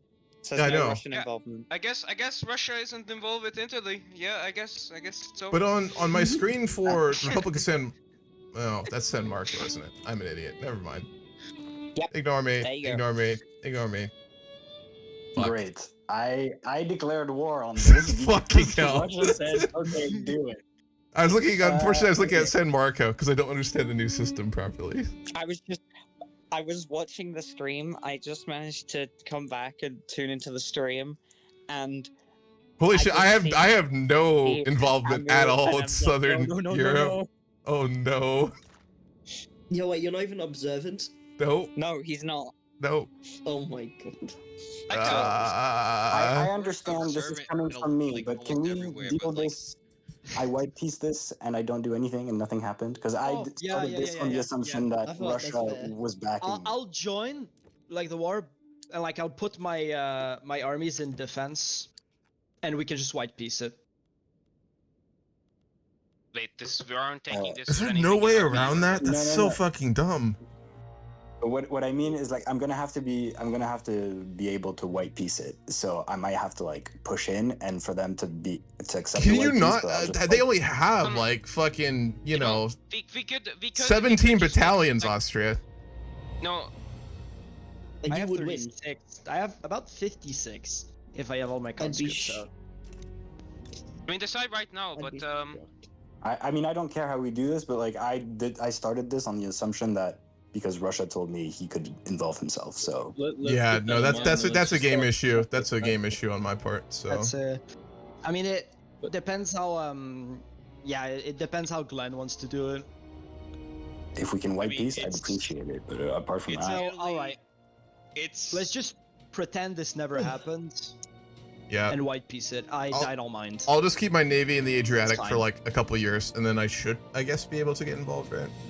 You'll need to also do a few like treaties and like improve relations. Otherwise, you only get tier 1. With Italian powers, but Austria's okay. That's so strange. Not to spoil the fun of that conference, but if I keep Russia joining Austria in my mind, then I would probably not join. So if that's what you guys are going for, then I mean, we are going to fair, support but- Austria, so I just need to figure out how to deal with a new system. That's up to me. all right, I think we can press play. I'll just Right. march a no, little you bit can in you can and just white no no piece. no. You can what you can do? You can just unpause, the war triggers, and then someone switches to San Marino, and Well, like, just accepts I the mean, white piece. Sure, if you want. Yeah, that's fine. Yeah, let's do Yeah, that. Italy player can maybe. It's what we did on Spain last session. Sure, I'll do it. That's Alright. fine. Let's. Ugh, I need That's so to like. fucking annoying. I really need to kick the shit out of the. No, just We would have not had minor like a power. I'm fucking fine. world war. I mean, that's Probably, fine. Yeah. Yeah, we like world wars. When you're We love European conflicts. Come on now. I love me a good war.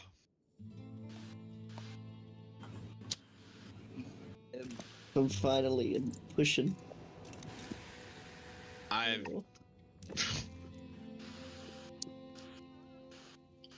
think it's just hilarious that I'm like kind of struggling to like keep up with everything. I mean, it happens. So I guess we don't need a Congress of Vienna then, since, you know, This never I happened. guess, this never I guess happened it kinda canonically. just never happened. This never happened. This never happened. This never happened. Alright, I'll when the war starts, I'll pause, you send the white piece and I'll accept it. Okay. I've put my armies on defend, so they're not gonna attack. That's fine. Alright. Okay. So Just need to get Hey, rid of it. Hamir, I'm here to congratulate you on your observant in Southern Europe. Your observant position in Southern Europe now. we started looking at Italy a lot more closely I after kinda have realizing more we weren't interest looking in there at all. Russia in Europe then. What's in Italy? Excellent. I don't know. It's a boot. The ex-Roman provinces. I sent the Okay. white piece. I'm Yeah, gonna I've have accepted it. Now you can switch back to the other one, and it should. No, I'm pretty sure you need to remain there for a tick, but oh well. Oh, okay. Oh no, because they sent it. That's fine. Yeah. Yeah, there we go. There we go. Problem solved. I'll go back to my Diplo. Sorry, boys. That's fine. That's fine. my bad. Yeah, Would've been a Apologies really on fun that. conflict. This is like a warning. This would have been a Warning. really fun conflict, though. To be fair. It really would have. God damn it. Yeah, it would have been. I think it would have been. It would have been France supporting Italy, me joining for like the German affairs thing. I mean, And it's Russia probably joins gonna for happen Austria. again, right? Because I'm gonna like actually try to unify Italy. I'm My not- justification to Russia was like, well, it's looking like it's the Republican Two Sicilies that's winning, anyways. So we need to reinvest control, and so you know. Yeah. I like how there's and- already an alliance system forming. Like, A world war not Hey. caused by some damn issue in the Balkans? It's next to the Balkans. crazy. It's not in the Balkans. And not caused Crazy, by the Ottoman Empire? The king Yeah, of not Two caused by- Sicilies is now the president of the Democratic Republic.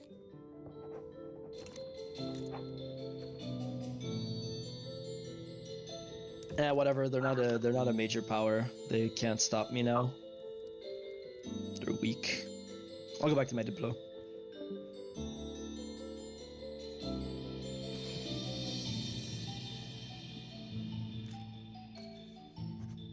Hammy, how's the session been running so far? Good. Very Completely well. stable. Not a single bug. I've been Cool. shocked by I'd how, like to how go stable for it is. Another hour though. I'd like to go Such for a good another host. hour though. It's crazy. You're patting yourself on the back already. Okay. Damn right. How's the Ottoman economy doing then? It's so good. It's 23 million. Hey, what the hell? Yeah, that good. Just It's that 23 million. I'm hopping to VC. Yeah, I probably should have done a bit more homework on the interest parts. I played a little bit with the new DLC, but I've not looked at it too closely, and the interest part is something I clearly do not understand properly yet. So, to understand where it is, it's like if you're involved in the region, if you exist in the region, if your capital's in the region, your interest will go up. Your involvement, I should say, rather. You can also send fleets to project power, which is what I'm doing right now in southern Italy, and then signing treaties with local regions or engaging in diplomatic actions. So, I'm gonna probably, I did a treaty with Two Sicilies. I guess I'll try and do another one with Spain, maybe. Russia really didn't have a lot of interactions with Spain, but I guess it's fine. I'm sure it's dependent on certain things. Would good transfers act as like deals that would increase involvement in the region? Does anyone know? Let's take a look. It's going up pretty quickly. 22 a week. Eh.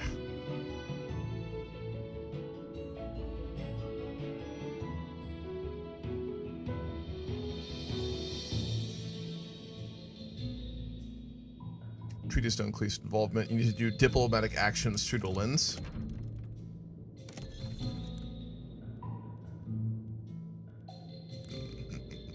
Let's see here.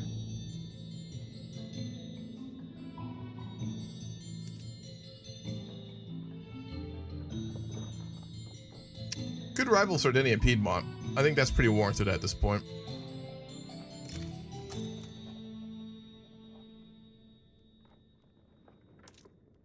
We can orchestrate a coup in the Netherlands. What? That's absurd. Expel diplomats, but I don't want to take the infamy hit on that one. Could embargo the French, but I don't really want to do that. Oh, this is not a stupid question, but is the GC going to continue soon? I've said quite a few times on the Discord. Like the big thing is based on the mod The Fallen Eagle. And the Fallen Eagle mod has not updated for the Mandate of Heaven, which I am waiting on so I can use all the other mods I want to use for the continuation of the Grand Campaign. I also they have like a beta mod and then they have their main mod. I did some testing with a beta mod to see if it would be like stable to continue the Grand Campaign. It's not really. So I'm waiting for the main mod they have to update. Like I want it to happen as soon as possible, but they're being frankly very slow. I don't get a shit talk modders because they do everything they do for free. It's a labor of love. But basically until the Fallen Eagle mod is updated, the Grand Campaign cannot continue, which really sucks. I wanted it to start it this summer. I assume they will update. I mean, like, it's been so long now. And they're one of those mod teams where they refuse to talk about updates and stuff like that, which I guess is fair. So they don't want to put pressure on their people. But until that happens, it is not going to continue. But as soon as that mod is updated, the Grand Campaign will continue. So, if that answers your question. No, not a problem at all. God, but the forces are unwilling to fight any longer. Northern Caucasus tribes, formerly loyal to the Caucasus Emanate, has sworn fealty to Russia. Wonderful. Yeah, so we did manage to puppet Gajar Persia. I did not expect we'd actually get away with that play. I had a feeling that if we went for it... Oh. Hey, there's this stupid problem, but I just accidentally disbanded my army. Entirely? Jesus, dude. How do you do that? This is hilarious. How many divisions was it? It was like 100 divisions. Holy fuck. You have 7 battalions, bro. What are you doing? I was hoping that like holy shit. Like they would fit into other existing divisions, so I could then like reorganize them more easily. They changed it, but then they changed that. I'm not gonna act like this isn't something I would do myself, but like holy shit. So why are we paused? Because Britain deleted their entire army. Wait, what happened with Britain deleted their entire army. They have 7 battalions. Oh my god. I wish you'd done your navy. That would have been a lot more convenient. No. Obviously, we wouldn't do that. No, it's fine. You can disband your army. It's fine. Wait, is that in roleplay or is that a bug? No, but... I believe Noel said it was his roleplay, and he plans to be a completely, non-military power from now on. Yeah, that's he said sanctions, and I quote here, sanctions are better than any guns, I was gonna say if we could go back, but I mean. Do we have an auto? Because we never did like a rehost. We got around an hour left. Do we have an auto save before he did that? I mean, like we're just now hitting February, so it'd be like a month. 15 days ago. So it's not bad. That's not that bad. I have an auto save. Well, you have it before as well, no? You 1st have of February and 1st of January.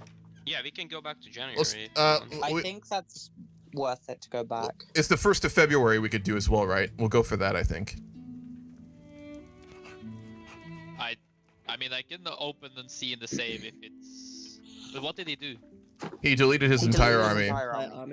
I made Did you do it on purpose? Because I haven't played the game in a hot second, and I accidentally disbanded the army, assuming that the army would then just go to its battalions. Wait, did they change that? Oh they changed it. I hate them. It just gets rid of him. It's objectively so fucking funny. Let's do a rehost then. Yeah. Thanks. Anyone here not able to go another hour after if the game? I will go one more hour. I will also go 1 more hour. I'll go. Yeah. I asked Micmac is also fine with it. All right. Let's I didn't notice the 1948 ends. Could we go an extra hour? Could we go an extra hour? Okay, we go an I extra say we go to at least 1860. Because everyone I've asked is fine with it. I'm just wondering. Does anyone not want to go for another hour after we normally would? And you are welcome to say so. There's never any pressure not to. There is. There's you mean pressure one not more, to. After one doing more hour this from mistake, now? I'd probably say One more that hour British from the AI would normal probably do end. better than I would. We're doing a 5 No, hour it's- game. Wait, 1 second, guys. Everybody. The normal hour would be 35 minutes from now, and so it would be an extra 1 hour. An hour. Yeah, at That's not 23. that bad. Hour and a half. Guys, I don't- can I join on Egypt? Hamu, can I join on Egypt? You're the But fucking you just Ottoman boost your- Empire, No. Faye. Aren't you at a You just- fucking you- con right now? I Yo, am. you just boost I'm back yourself? home now. Yeah, no. He's back. Well, wait, which Yeah, I country mean, did you if go to? anything, you should take over Ottomans and then Gene takes over or something. Precisely, yeah. Oh. Gene. Yeah, because you were the original one. That's true. I mean, you actually, do you want to do that then? Wait, how big was the British army?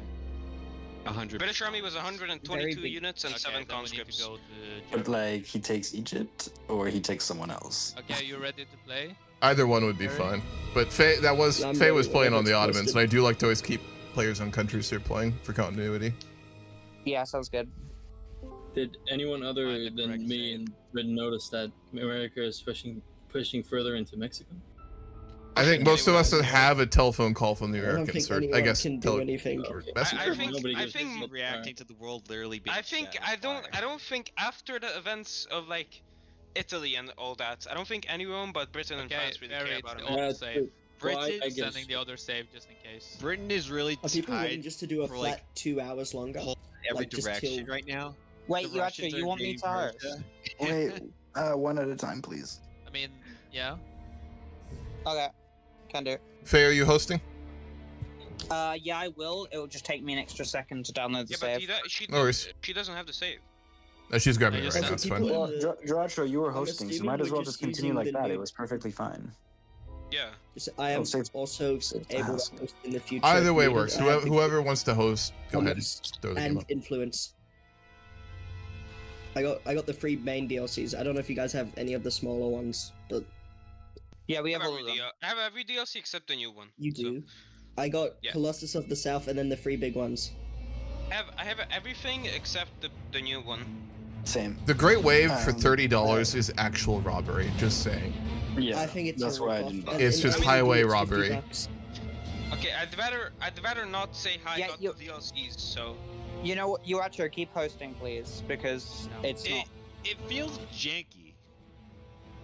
it It is feels like It's very complete buggy. jank. I don't know what the fluff is, but It feels like one of those DLCs that had good ideas and they got like the team got told to crunch for release. That's what it feels like. Wait, mean, hold at on. least Actually, let's go to The a old separate channel. system wasn't perfect, Is but the at least server you can open? kind of put yourself or be able to intervene where you want to intervene. But now you can't. Even I really loved do that before. one thing I did, like I do like about the new system better than the old one, is that you can have way more ships than you could before, like on small nations. Oh they yeah, make it that's cheaper? that's really cool. No, it's because Like, now you don't then- have a cap on how many ships you can have. per Yeah. Yep. state, which is so It's ju- good.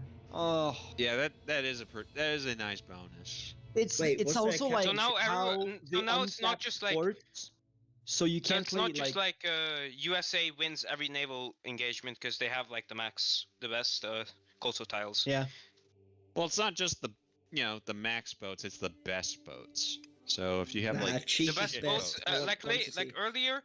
earlier and right now either. If you know how to do things, you will not like quality won't matter unless you're a tech head, which is rare. I do find the naval system to be quite simplistic though, in terms of like the actual stats on it, which is Well, really it is. disappointing. Yeah. One thing I hate is that they made capital ships even more prioritized. Now you don't even have to have a single screen in your fleet. I mean, that makes sense Also, up I was- until like the early modern period at the end of the game, right? Because I mean, like, capital level ships, like ships in a line, were mostly the standards for major naval, combat for most I was of naval gonna say- history. But they weren't effective. They were just there for prestige. No, they were very fucking effective. What do you mean? Ships in a line Does anyone dominated just naval want to go battles. to a flat 11:30 for you guys? Or is that too late? That's for way too long. everyone? Have you I've been seen the up early until since like ironclads? 4 a.m. so I can't do that. Have you seen Oh, the early? I'm going ironclads? right to sleep after this. Are they hosting or are they just like? They're doing getting it They up right hosted. now. Is it up? It is up. I'm- They've I'm probably Wonderful. gonna- What's up? I'm probably Amazing. gonna leave. I don't see the address. Fair Yeah, I enough, don't. man. Did someone say they were gonna head out? Who was that? Yeah, that was me. Japan. Oh, for sure. You don't want to stick around? Nah, it's fine. To be honest, I'm getting super bored playing as Japan. It's literally just sitting around. Do you want to switch to Yeah, another you don't do country? anything till the late 1800s. Because you're gonna be I sitting there don't for know. quite a while. I don't know what other country to play right now. That's the thing. Honestly, I There's wouldn't mind trying. Portugal, Spain, Spain is Sweden. open. Spain, Portugal, Spain. Sweden, Egypt, Mexico. Though you're in a bad Brazil. position right now. Brazil. Mexico was there being. Brazil- You're getting Yeah. you'd be your mid digestion. ID. Yo, ID, Leave Belgium ID is for a in little bit. general, guys. ID is in general, guys. Yeah. Game's up. Yeah, I saw. Okay. Because the Hamu or Ferry have not pinged for it. You could be Switzerland. There's the Bavarians. There's the That's Swiss. That's actually like pretty good then. The Greeks. There's Play the Hanover. Play. I would suggest play Switzerland. You could roleplay the Barbary pirates in Morocco. That'd be fun. Well, I wouldn't play Hanover. I've invested into all their industry and own like 80%, like most of their GDP. No, it'd be great. You get the I mean, I wouldn't the recommend. Dutch and the playing them Germans would for- fight over you. It'd be wonderful.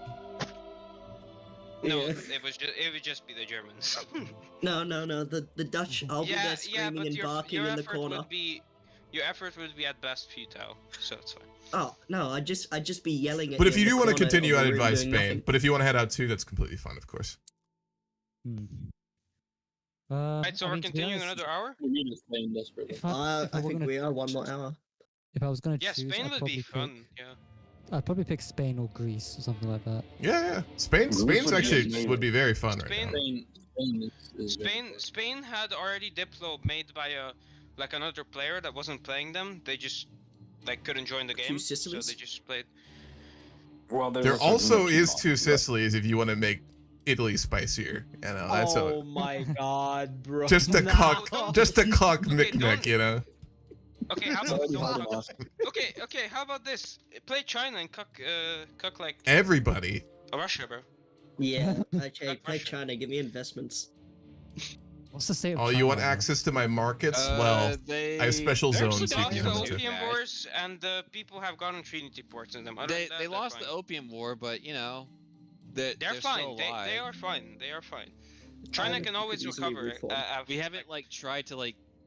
We kind of wanted to take a lot of money from them, but we kind of were stupid and we didn't. China is so strong, it can recover from basically anything unless you liberate stuff from them, of course.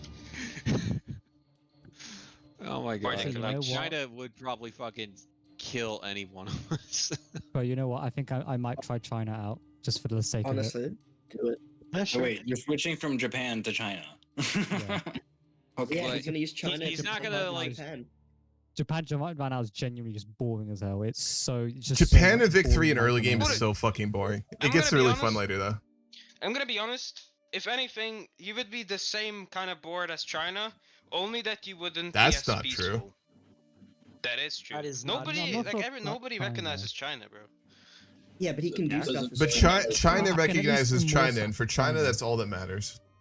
Yeah. Yeah, At least with China, I'll probably have like more resources to use. With Japan, you're in like shortages He constantly. just needs to beat up Russia one time, and then basically he's a great power forever. And Yeah. that's with Japan as Good well. luck with that. That's with Japan as well. Good luck with that. I mean, he only needs to like gain the support of another country. Good luck with that. Actually, Russia I has mean, set up Russia stones just for that. did take Persia. Yeah, exactly. No. We put down steppe tribes being supported by Gajar Persia. Yeah, we don't believe it, bro. We don't That believe That just it, bro. happens to make them. This is a peacemaking got it, yeah. operation, okay? It's not a war. It's a peacemaking Peacekeeping operation. Not if you broke the happened Holy Alliance down. I don't think I coincidentally believe you anymore, bro. holy hell! Persia has so many battalions. Now that you've broken the Holy Alliance down, I don't think I believe you, bro. I'm sorry, what? So yeah, if China did Yeah, bro, somehow you went manage against to me, bro. That shit is do a irrelevant right now. hook into How dare I Russia's jaw, that would balance be the kind interests of uh, various European powers? that Unacceptable. would be kind of Nobody is against it except you and Austria. I wonder Yeah, why. more than one. Because Austria is. No, you're Wait, only what? against it because Austria is. No. What are we talking about? What are we talking I think about? you're being rather reductive of Russian foreign policy there, my friend. What are we talking about? Germany. I'm on for it. No, I reductive means, but sure, bro. Joacho says he's only going to play it every hour, so we'll play for 1 more hour after this. Sounds So good. then we're back in game. That's fine. That's fine. by That's me. what, an hour and a half, pretty much. Oh, so Joacho's playing Egypt? Yeah, but I don't think we Interesting. need an Egypt. We could just like play That's another not round. gamey at all. You The could be thing Spain. is, I mean, He came in to sub for the Oddman, so if he wants to play Egypt, I don't mind. Right? yeah, Sure. it's kind of like having a Canada player. That's Who true, would but play Okay, do that? not, you know, Ugh. do not he did a disband your solid whole for one army, of please, our person. players, so it's fine. No, but like Egypt's been the issue of so much tension that it's a bit weird to have a player on it now. But okay. It also would be quite funny if it turns into a larger issue again, because I don't think, you know, That would be funny. I feel like if Montenegro, Venice, and Egypt just become the recurring flashpoints for the rest of the game, it would be quite quite funny. You know, just nothing but that. we've had so many flashpoints this game. Also, And they're all Austrian. The fourth Montenegrin crisis, you know? I love I how think you know. I think the recurring issue is just Austria. I think we should just get I rid of love- Austria. Yeah, I Just think so too, dismantle bro. Austria. You Greater Germany, Greater Italy. I mean, clearly Bavaria was Uber Italy. on No the way to making South Germany with Austria incorporated into it. Yeah, of course. And they would like to join me, so it's like, Greater Germany. I love the confidence the Prussians have with declaring who and who does not wish to join them. You know, that's. I Yeah, love this to is be in that really position. I mean, obviously. I've heard that the uh, entire of the Qing wants to join Russia, so you know we have to. We have to do Obviously, what the people the want. It's Dutch popular opinion. Is the strongest. Yeah, it yeah, is yeah, what I the agree. people want. I heard the Prussian population of Berlin secretly longs for the Tsar's direct rule. The You know? Yeah. Yeah, I heard that. Yo, should we just do a country exchange? Sure, I'll give you Poland, you give me Brandenburg. Oh, No, no. I Great, said it's a country great exchange. deal. It's a great deal.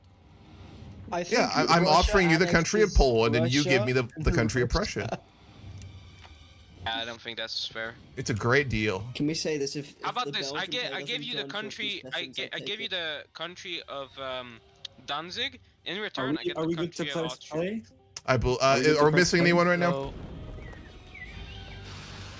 We've got in the channel. Is Mr. Fancy Pants supposed to play China? Yes. Yeah, he's switching to the Qing. That's totally fine. Mr. Fancy Pants. Okay. Oh god, we now have a Qing player. We do. Yeah, Okay, this is great. I don't think anyone is missing. Okay, I go. don't think anyone. is Alrighty, listening. let's roll No. then. We were 10 people earlier. Okay, go, go, go, go. Yeah, we're at 11. Perfect. I'm gonna Ready? unpause. I'm gonna unpause. Fantastic. Okay, I didn't unpause, but. He switched from Japan.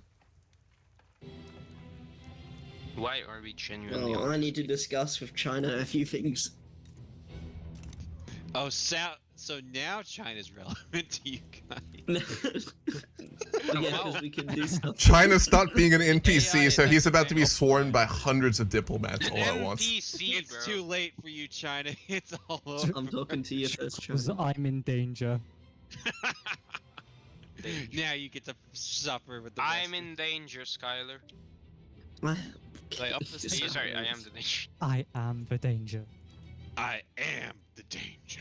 Do I up the speed to 3? Yeah, we seem to be yes, stable, yes, so let's go yes. for it. Do you really doubt my stableness? Come on, man. I doubt Russia, what anyone's did you stability do? in the modern world, my man. What do you want, Barry? As soon as Get I another unpaused, I started straight, losing beautiful. 40k a week. What did you do? I think it's something you did, Barry. I didn't No. push any buttons. No, it's just because the economy gets cooked when we're paused. It gets inflated. So No, Barry. The You unpause. see, like, okay. When like look I at France play- for example. They were 42 when we were paused, 42 million, and now they're back to their normal GDP. Okay, Perry. So the way it works is that when I play, Paradox you do put in a you do good. modifier that I get free money and free stuff. Ooh, powerful. So Free win. yeah, that's why Right, my yeah, content It is actually true. If your account is like with a local IP that's from the Scandinavian countries, you are legally obligated to be given subsidies by Paradox Interactive. Hey, China, you're willing to have a treaty port Exactly. in you? Yeah. He knows. Yeah. I think he how cracked the did you code. get information? Right. Hamu, I would watch Did out someone say China? before saying stuff like that. I heard it was Paradox might China. send some people after you. Paradox can suck forgot- my Would- balls. Would you like free investment in your country? I forgot he All All has right, a I'm gonna hop back to my Nordic VC. Everyone enjoy it. Alrighty, where are we? When the Caucasus War finally finished, I think at the point I'm fine to finally actually integrate it. I want to get our infamy down a little bit more, and then I'm gonna do the last 2 wars here to integrate the Imamate and then Circassia as well. So yeah, we actually managed to pull off Persia. I thought the English would be a lot more aggressive, but to be fair, Noel's having a lot of problems right now. Britain's pretty overwhelmed, so which is what we wanted. How powerful is Russia in your mind right now? We're very strong. We're in a very, very, very, very good position. It's always dangerous, right? Because even as like we're the great land power of the game for the moment. Britain's still the great naval power of the game for the moment. If a couple big countries go against us, we have a major problem, right? But we are very strong. Economically, we're solid. It could be better. I gotta do some more building. Speaking of the devil, actually. Like, economically, we're in good shape. It could be better shape. The main thing is we still gotta do more fertilizer, I think, right?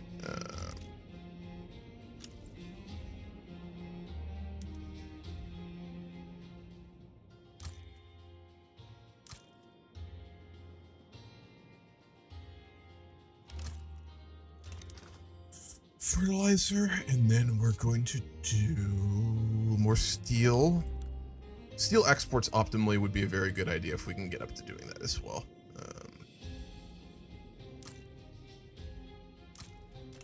Let's see what our policy is on steel. Yep, no subventions, no tariffs. That's exactly what we want. Britain does have their army back now, right? Yeah, they do. Okay.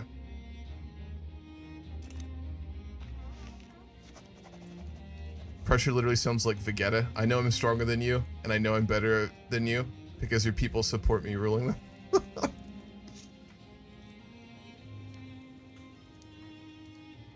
Watching this, it seems like the Tsar here has some ministers that are just godly. We've gotten very lucky this game, honestly. What's this? Yeah, we'll withdraw that treaty. We've gotten very lucky. The Ottoman situation went exactly how we wanted. Austria started declining, and they're kind of leading more on this now, which is not something I expected. That's really nice. Prussia is very butthurt about Germany, which is understandable. I would also be very butthurt if I was Prussia right now, but our position's understandable. And then we managed to, you know, expand to Central Asia, and we got Persia, which really just came about due to Britain internal problems. Like they had a civil war in India and some other big issues they're dealing with, so we've gotten very lucky this game, honestly. That's a feel knowing that if you ever get in a war with Britain, he'll just lead his army. It gives us a lot of military confidence, I'll say that. There's a 50-50 shot Britain's army just all goes home, you know?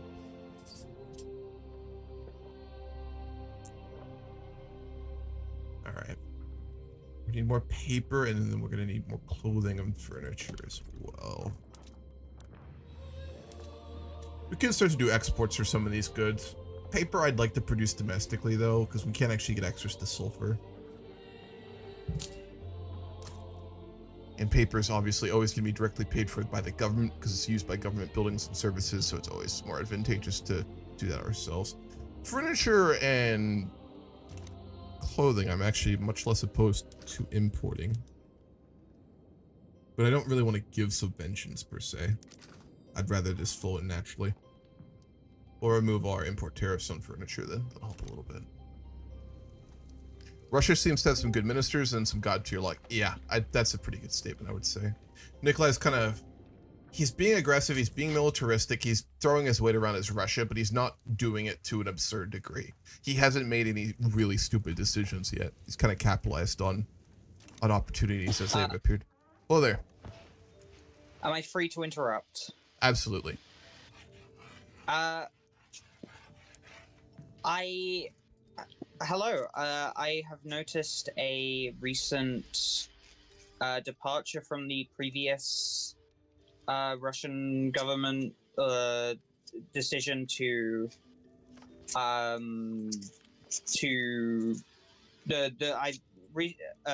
cancel our previous treaty with regarding the discrete sending of military supplies. Is there any reason for that other than you just seen the purpose is fulfilled? Well, the sending military supplies were to help you in your war of subjugation against Muhammad Ali. So when the treaty ended, we didn't see any reason to continue it. Did you still need military supplies from Russia? They would be appreciated, but we wouldn't require them. We'd not be opposed to exporting to them. We just figured that you did not need them anymore. We can go without, probably. But It's we just wanted entirely- to know. We just wanted to know that.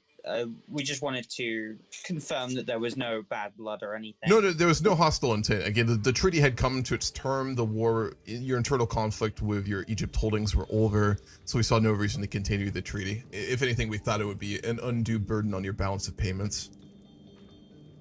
It actually helped our balance somewhat, but Did it? Yeah. Yeah, because it's minus military goods cost.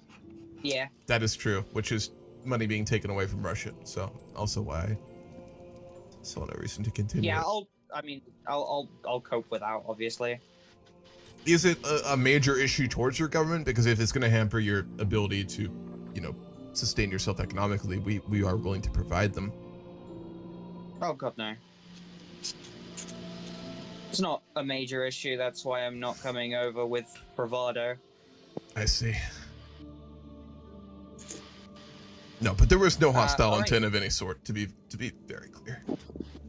In such a case, we will depart. Wonderful. Come on, my minion. Yes. Oh. Egypt has a very different relationship, I guess, with the Ottomans these days. Could you see a potential Franco-Prussian alliance to overthrow the status quo? Yeah, definitely. Prussia's gonna get really aggro. I think Osmate will get very aggro because he wants Germany. So I don't know. I think if anything, Prussia will probably align with France, which will align with Sardinia. Austria will continue to align with us and possibly Britain, but given our Persian move, the Britain situation gets complicated. I'm not too sure. I'm fairly confident in my ability to win a major war, frankly, at the moment, at least, in roleplay. Out of roleplay, a little bit tougher to say, but we are not in an awful position, to be honest. Which I think if we were to upgrade our army, wouldn't we need access to munitions, which I don't think I've gotten quite yet? Yeah, we want to do percussion caps next. Then I can upgrade all our military. I also need to switch our trading on our barracks, which I haven't done.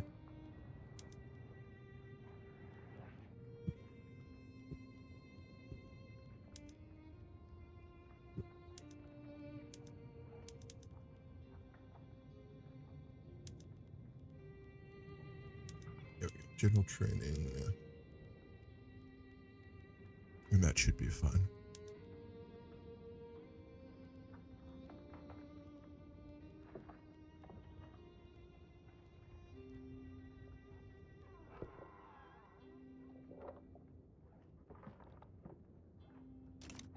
The Russian officer corps seems to think that they can do what they please, and they are getting fat from victory in Asia.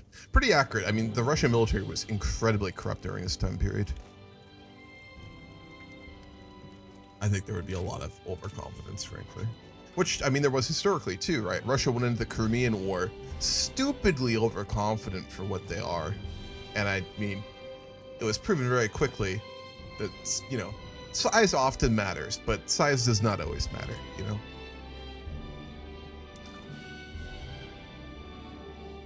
What happened to Austrian Oman?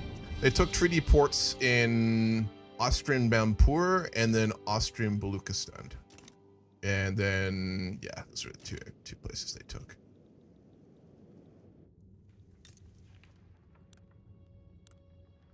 Let's improve relations.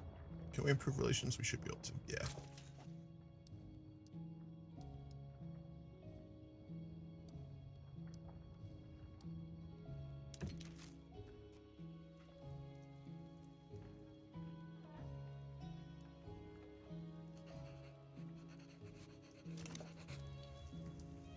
How do you even fix corruption anyway? Because don't the corrupt people use their corruption to stop anti-corruption?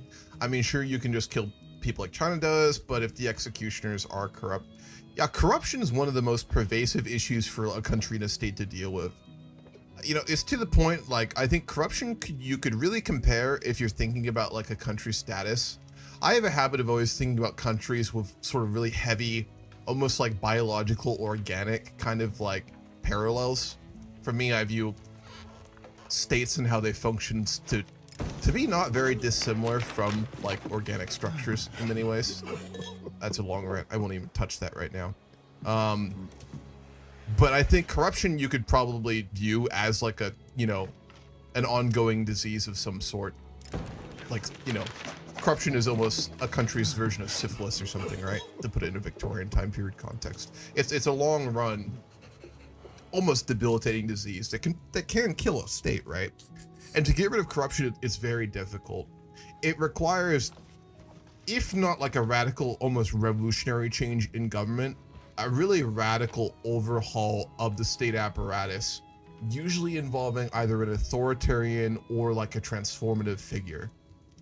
So a lot of like authoritarian leaders went about, you know, developing a non-corrupt bureaucracy and things like that. But even to this day, I mean, you think about countries that are really corrupt, like African countries, you know, tend to be the stereotypical example. Some South American ones, like Brazil in particular, despite Brazil's always had that kind of really weird state where it's like not quite a developed Western country, but it could be. Parts of it are very developed, like the big cities, and parts of it are still, you know, favelas and rural poverty and things like that. And Brazil's dealt consistently, you know, for most of its history with problems of corruption, and especially in the last 50 years or so, when Brazil discovered all the oil off of its coast, you know, off its coast, and it founded like that state-run company. What was it called? Petrobras, I think, right, or something like that. It plagued Brazil for years with all manners of like party and political corruption, things like that. Oil and corruption usually go hand in hand, but to get rid of it, it's very, very difficult. Corruption's like a cancer. Yeah, you could say that.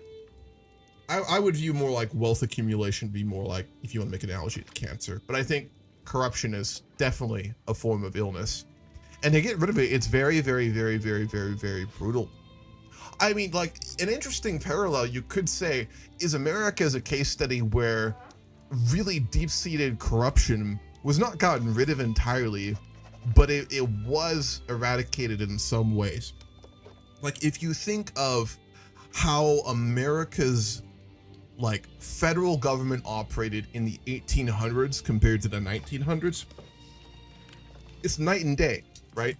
Like, political posts in the American federal government in the 1800s used to be very corrupt. It was like a political appointee system. Like, the giving out of like offices in any part of the federal government used to go hand in hand with elections. When a party would take control, it would be given to like donors and to friends and to loyalists and to, you know, like the elite upper class noble, not quite noble, but the upper class in America and things like that. It was very corrupt. And then you had like the machine politics of New York and Chicago and the big cities, where like local party officials would pay for votes, or, you know, there'd be like ballot rigging and stuff. America was a deeply corrupt country in its early time period. People really, I don't think, understand that nowadays so much. It's not something American textbooks like to go over, and it's not something usually covered. But America was a ridiculously corrupt country, you know, really until, it's tough to pin it down, but the turn of the century is when things certainly started to change, you know, for the most part.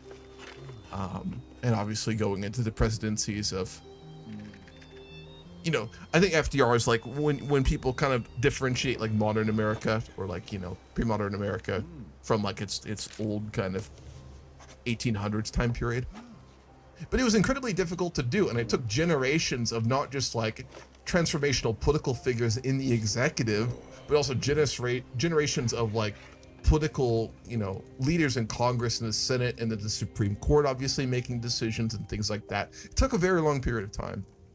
It was not easily broken, and it never was fully broken because, I mean, America to this day is still very corrupt in many ways. It just kind of changes the vernacular and where corruption was happening. But to be fair, like, you know, for a long period, there was a lot of like federal appointed positions that were more meritocratically based and were not so outright corrupt. I mean, things like obviously campaign donations and stuff like that's a whole other question. But like the unabashed corruption of the 1800s in America is mostly gone.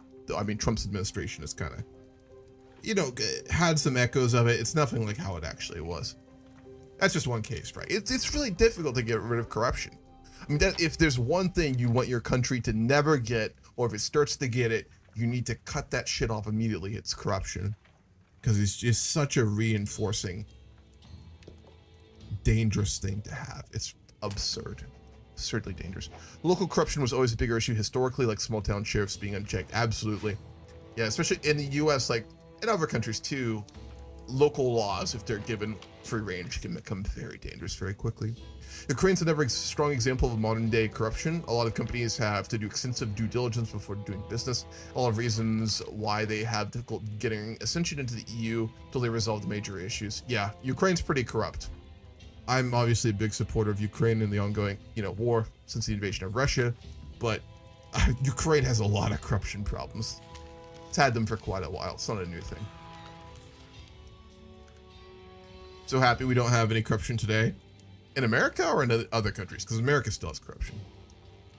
I've been reading about colonial Virginia and how they had some interesting ways to prevent corruption simply by making it very personal and reputation based. It forced young members of the gentry and middle and poor class to make a name for themselves. So like public shaming and public humiliation is a way to deal with it. Yeah, it's kind of like the tack that, you know, modern CCP China has also pursued.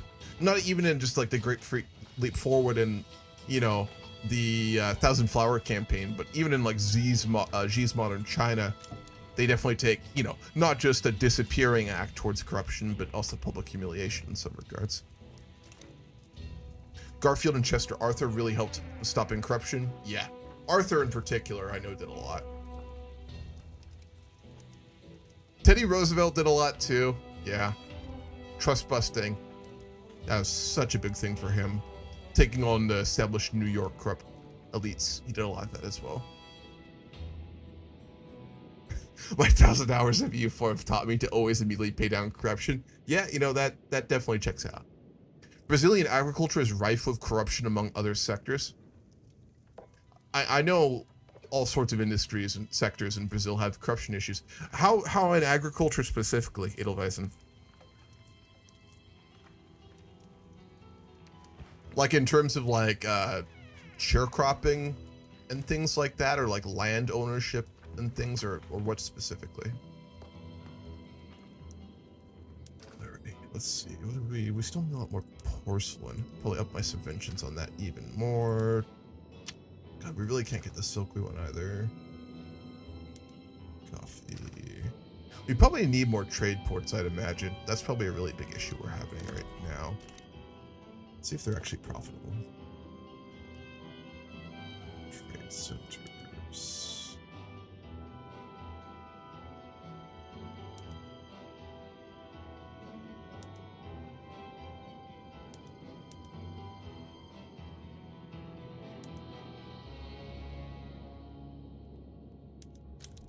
Perhaps not. Oh, we got egalitarianism. It's not something we really want as Russia, to be honest, but oh well. Alright, trade centers.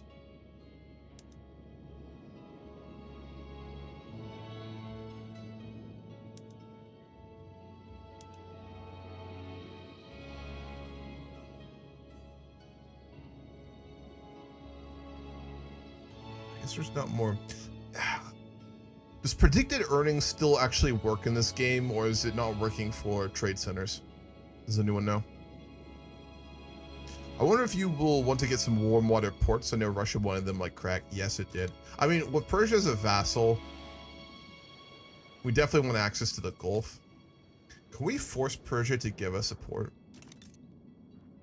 Or if anything, explicitly taking Arabistan from Persia might be an interesting idea.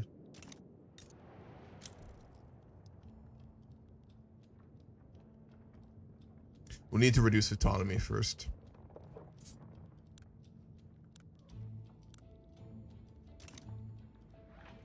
We actually have friendly, I don't want to say friendly. We have like a détente relationship with the Ottomans right now, and I want to keep that. I also don't want to piss off the British any more than I already have. Oh, French Empire, there it is. So, I think our eventual plan is going to be to take Arabistan from the Persians, and we'll have that port there in the Gulf. The cattle industry being allowed to bulldoze native reserves in the Amazon with zero repercussions to make room for soybean and corn. Oh, okay, that's completely fair. I know that's a big issue with logging too, in terms of like the disrupting of like native reservations of native tribes in the Amazon, right? It's a really big issue, which is quite sad. I mean, deforestation in Brazil in general, given the power of the Amazon to act kind of obviously as a bulwark against CO2, is a very big problem. Take Kuwait, already read that. Why not colonize the Pacific Islands? Because Russia was not primarily in this time period interested in colonial expansion in terms of like Asia in particular and anything beyond our borders. Like for us, it's all about keeping the balance of power in Europe, and then we're expanding in Central Asia, which we're already doing. The next war I'm going to perpetrate is going to be against Circassia and then the Caucasian Imamate as well, which is Dagestan. Reducing will transfer their vassals to yours. Thank you, McNasty. That is absolutely perfect. Precisely what we want. So we'll have to wait a little bit longer on that. We did reduce liberty desire.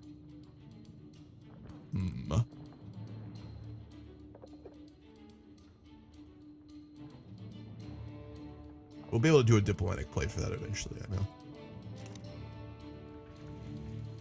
It is illegal and they are looking the other way from reaping the benefits. Gotcha.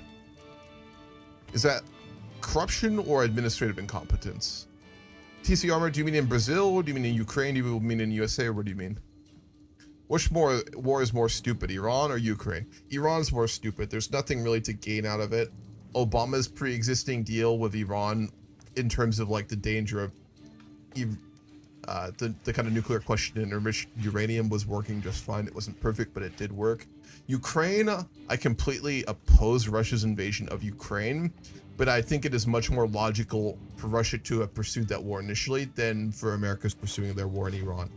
Because Russia entered into that conflict as a way to stave off its decline. And, you know, all betting odds would have suggested they would have taken Kiev almost initially. Russia kind of just dropped the ball and they were very overconfident.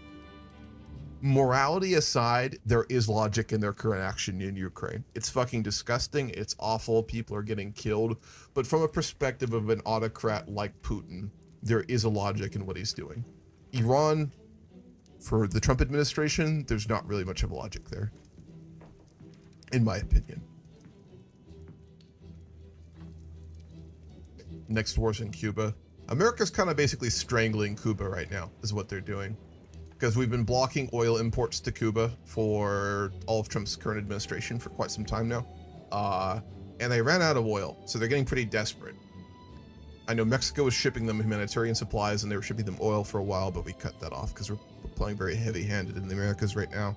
So I think the Trump administration is trying to basically effect, you know, a political coup in Cuba by way of basically a blockade, which I don't know if that'll end up working out for them or not. Might not even require a war, frankly.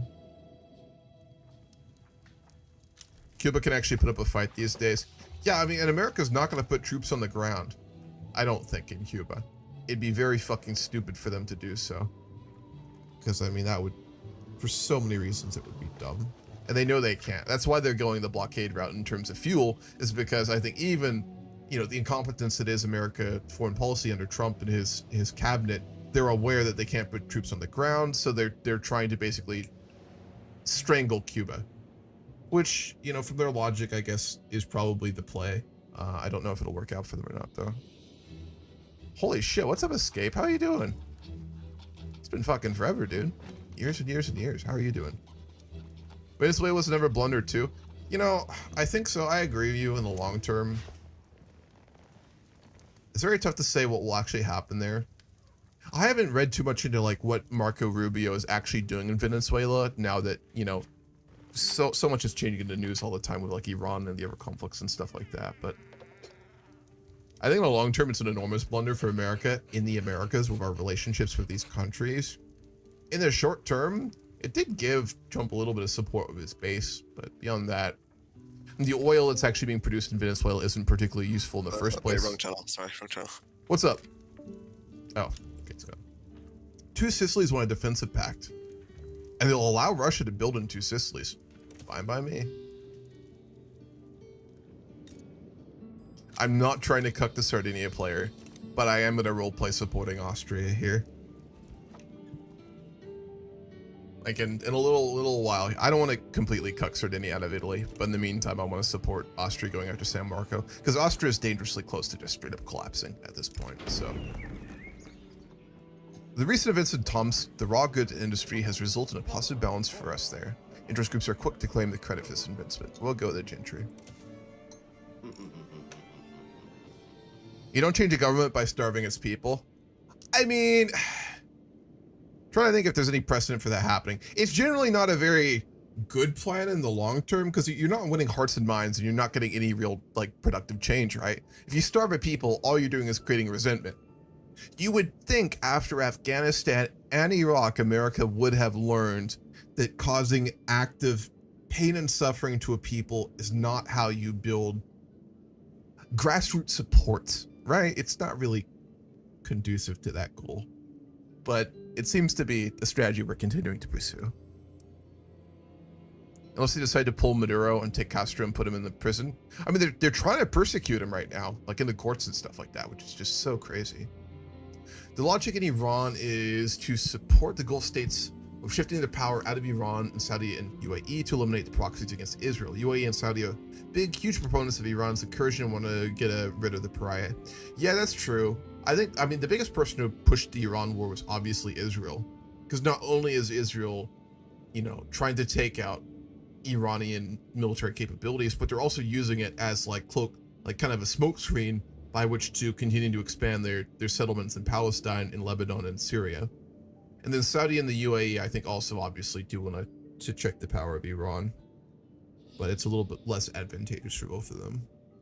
You're doing okay. Shitty job economy as usual. It's been a long while since we last spoke. It has.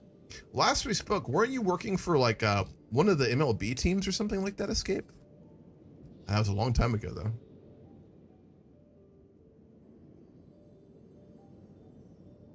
Saudi's getting more liberal and the Shia mullahs are subverting the future progress. I think liberalization in Saudi is a pretty funny way to put it. I suppose a little bit. As the MLB network back in 2022. Yeah, okay, I remember that. Sounds like you're not there anymore then. I mean, every single Venezuelan I've talked to was super happy he got Maduro. Like even stuff doesn't go well. Yeah, he wasn't very popular with a lot of people. Hello, hello. Hello there. It's me once again. I need to ask your opinion on a OOC direction about something.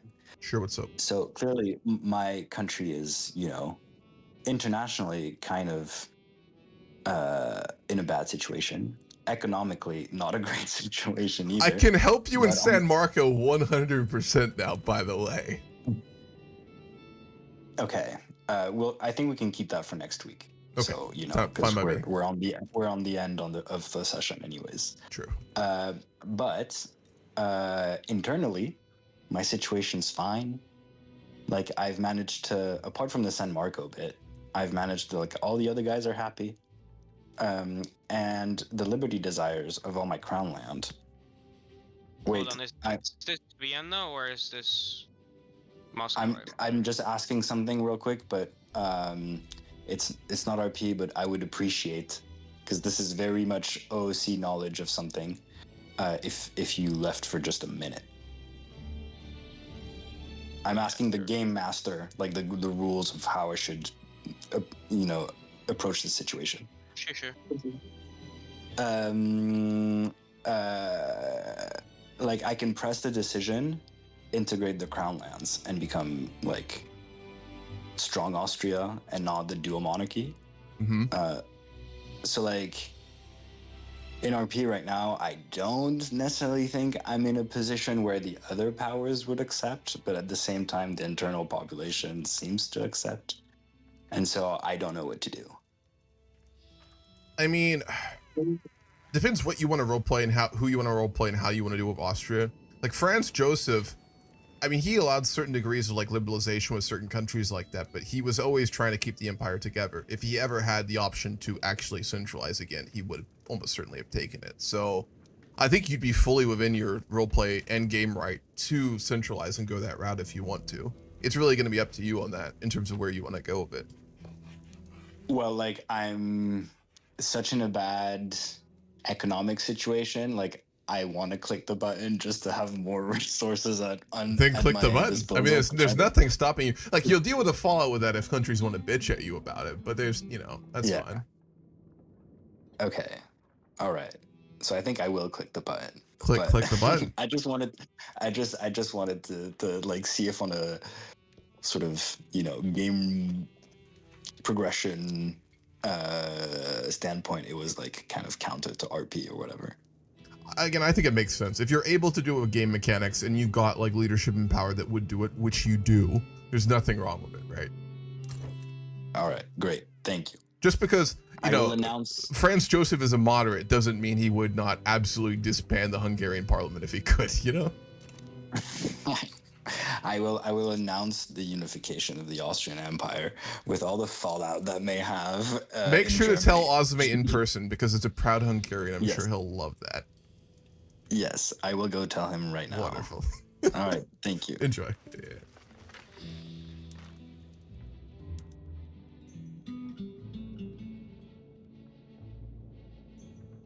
I am going to switch out of this one. Defensive cooperation for the Ruskin Alliance. One makes sense, though. It's foreign investment, colonial offices, sacred civics, exploitation of members. Probably exploitation of members. We'll do that. This is not a friendly power block we're in. This is just vassalization 3, construction 3, exploitation of members 1. That's about right. Not a very nice place. Ozmate declared war. Did he fucking really? Yes. See Germanic leadership. How can I not get involved in this fucking war? What? No. I haven't. The diplomatic play hasn't started yet. I have 138 troops. He has 200. Now the diplomatic play has started. Are you? What's his justification for this war? Well, he came to me. Well, that's why he was talking. He jumped in our conversation. He was like, German leadership or war. And I said, I'm announcing the unification of the Austrian Empire. He was like, okay, war. So that's how it happened. I mean, we'll support you then, because we know where this will go regardless, and we want to see Austria stabilized at the moment. So, and we really do not like the direction Prussia's been going, the statements they've been making for quite some time. So, Russia for the good of Europe will get involved here. Very well. We appreciate this grand gesture. Out of roleplay, I don't like having to support the Austrians, but I will do it. Hello. Hello there. I came to see Russia. Unless you want the Great War, you shouldn't intervene because the British and probably the French would intervene. We shouldn't as well. intervene. Yes. Unless you want Russia to die out. I see. Is this the position of the Prussian state and monarch? Yes. Very well. We'll take action corresponding to how we view that position. Small? Why is the front so small?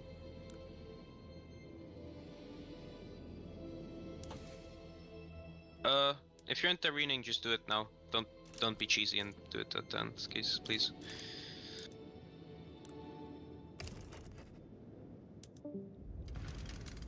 Are you intervening?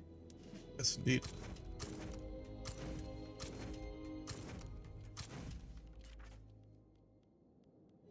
Amazing. Whoa, I nearly clicked on the give in button. That was... You really? What's with people fat fingering buttons today? Holy shit.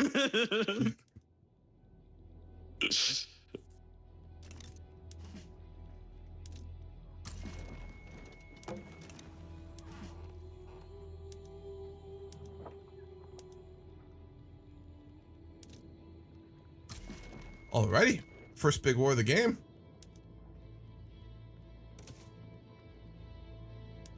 My troops are going to be entirely on defense, huh? Just at least until you're close. Azumate paused. Let's go see what he...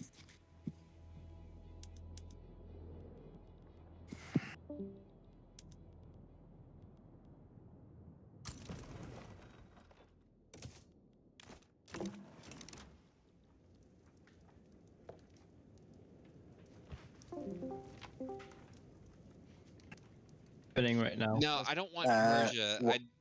Hold Why on. are we on Something's pause? happening. Because Britain's trying to join. Okay. I don't want to take Persia. I just want to like ask them to liberate it. Could Are you just, declaring like, war get on them- Russia? No, we didn't declare war on Russia. Germany They're is joining starting me. I was Really? As I've literally stated to you. Really? No. Okay, so here's our terms right here. If You are aware If we Russia currently have a joins, front then- with your Indian holdings, yes? if well, Russia you won't be paying much joins, attention then to that means that the Western powers will join. As In I've said fact, before. I think even the Ottomans might be willing to join in on this, correct? Whoa, whoa, whoa, whoa. Yes. Okay. So here's my either- counter offer before this blows out of everyone's hands and we have a whole mess on our hands. This is gonna be a world war. This could be a one-on-one, or we all get involved. Is everyone just going to join with Prussia to form Germany? I mean, it's because Russia is joining on behalf of Austria. it's more like everyone hates you, Hamu. I hate to. Yeah, hate it's to kind of say a you. It was the Persia play, man. The Persia play was a bit overstuffed. The whole Persian thing has kind of like pissed everyone. The Ottoman Empire. I listen. I understand why Britain might be a little upset about that, but anyone else, really? The Ottoman I mean, Empire the has only great thing, like, respect. I actually support you, to be fair, but, like, that's only because it's France doing it, and France has been kind of hostile to me. No. The Ottoman Empire has great respect towards the Russian Empire. We just hate Austria. Oh, true. Okay. So we could all dogpile. You are on all this, or aware we just about let the Germans Austria fight it war out. is a matter of Prussia forming a united Germanic state, though, yes? Which I've said to you multiple times, but not threaten Russia, Austria, France, GB, or. So it is the position of France and Britain to support a united Germany? Wait, what? Germany? France is staying What's neutral. a format? It's going in now. There's not much I can even do. If- I'm only the Dutch. If I mean, it doesn't matter because Russia I would win against would you and Austria if you stand don't mobilize against the entire this- Russian nation. if Russia would stand to intercede upon the German affairs, it only stands to reason that the natural outcome would benefit. Prussia is declaring war on Austria, and Russia is helping Austria. We have a defensive alliance. This is not a war of aggression. We're trying to support Austria, which is currently being invaded by the Prussians. Which, to be clear, is only to unite Germany. It's not to take any Austrian lands. Which I've tried to do And again, I want to multiple reiterate, times. France and Britain are supporting that? We're not Yes. so much supporting it. We're just saying Russia back off. If we back off, they will form Germany. If you back off, then we don't So have to fight. you can frame this however you want, but to clarify, you are supporting the unification of Germany. If that, we will support the unification of Germany if Russia decides to intercede on the behalf of the Austrians. Okay, that makes sense. France, are you also supporting the formation of Germany? It was just a North German federation, but I'd stay neutral on this conflict mostly. So to clarify, it would be the British joining this war. The Ottomans. And the Ottomans are joining too. No. Okay. No. Well, you did say you would, but oh well. I mean, the Ottomans, the Ottomans will launch a separate conflict with Montenegro, and we hope the Austrians do not intervene. France, I thought you were joining on this. No, I'm sorry. He did say. No. Well, I mean, we did kind of have that discussion, you know. Are you saying that you're not going to... It blows the minds of the Russian ambassador that the French and the British are supporting the formation of Germany. I mean, the absurdity blows my mind. The Russians don't have mind. They don't think for themselves. Is this the conduct of a diplomat of the states? Is this where we have fallen? Russia, you should take that. We'll sort this out personally, okay? I'm kind of obliged. Let's get back, guys. Let's get back to the RP with like less memeing, please. Come on.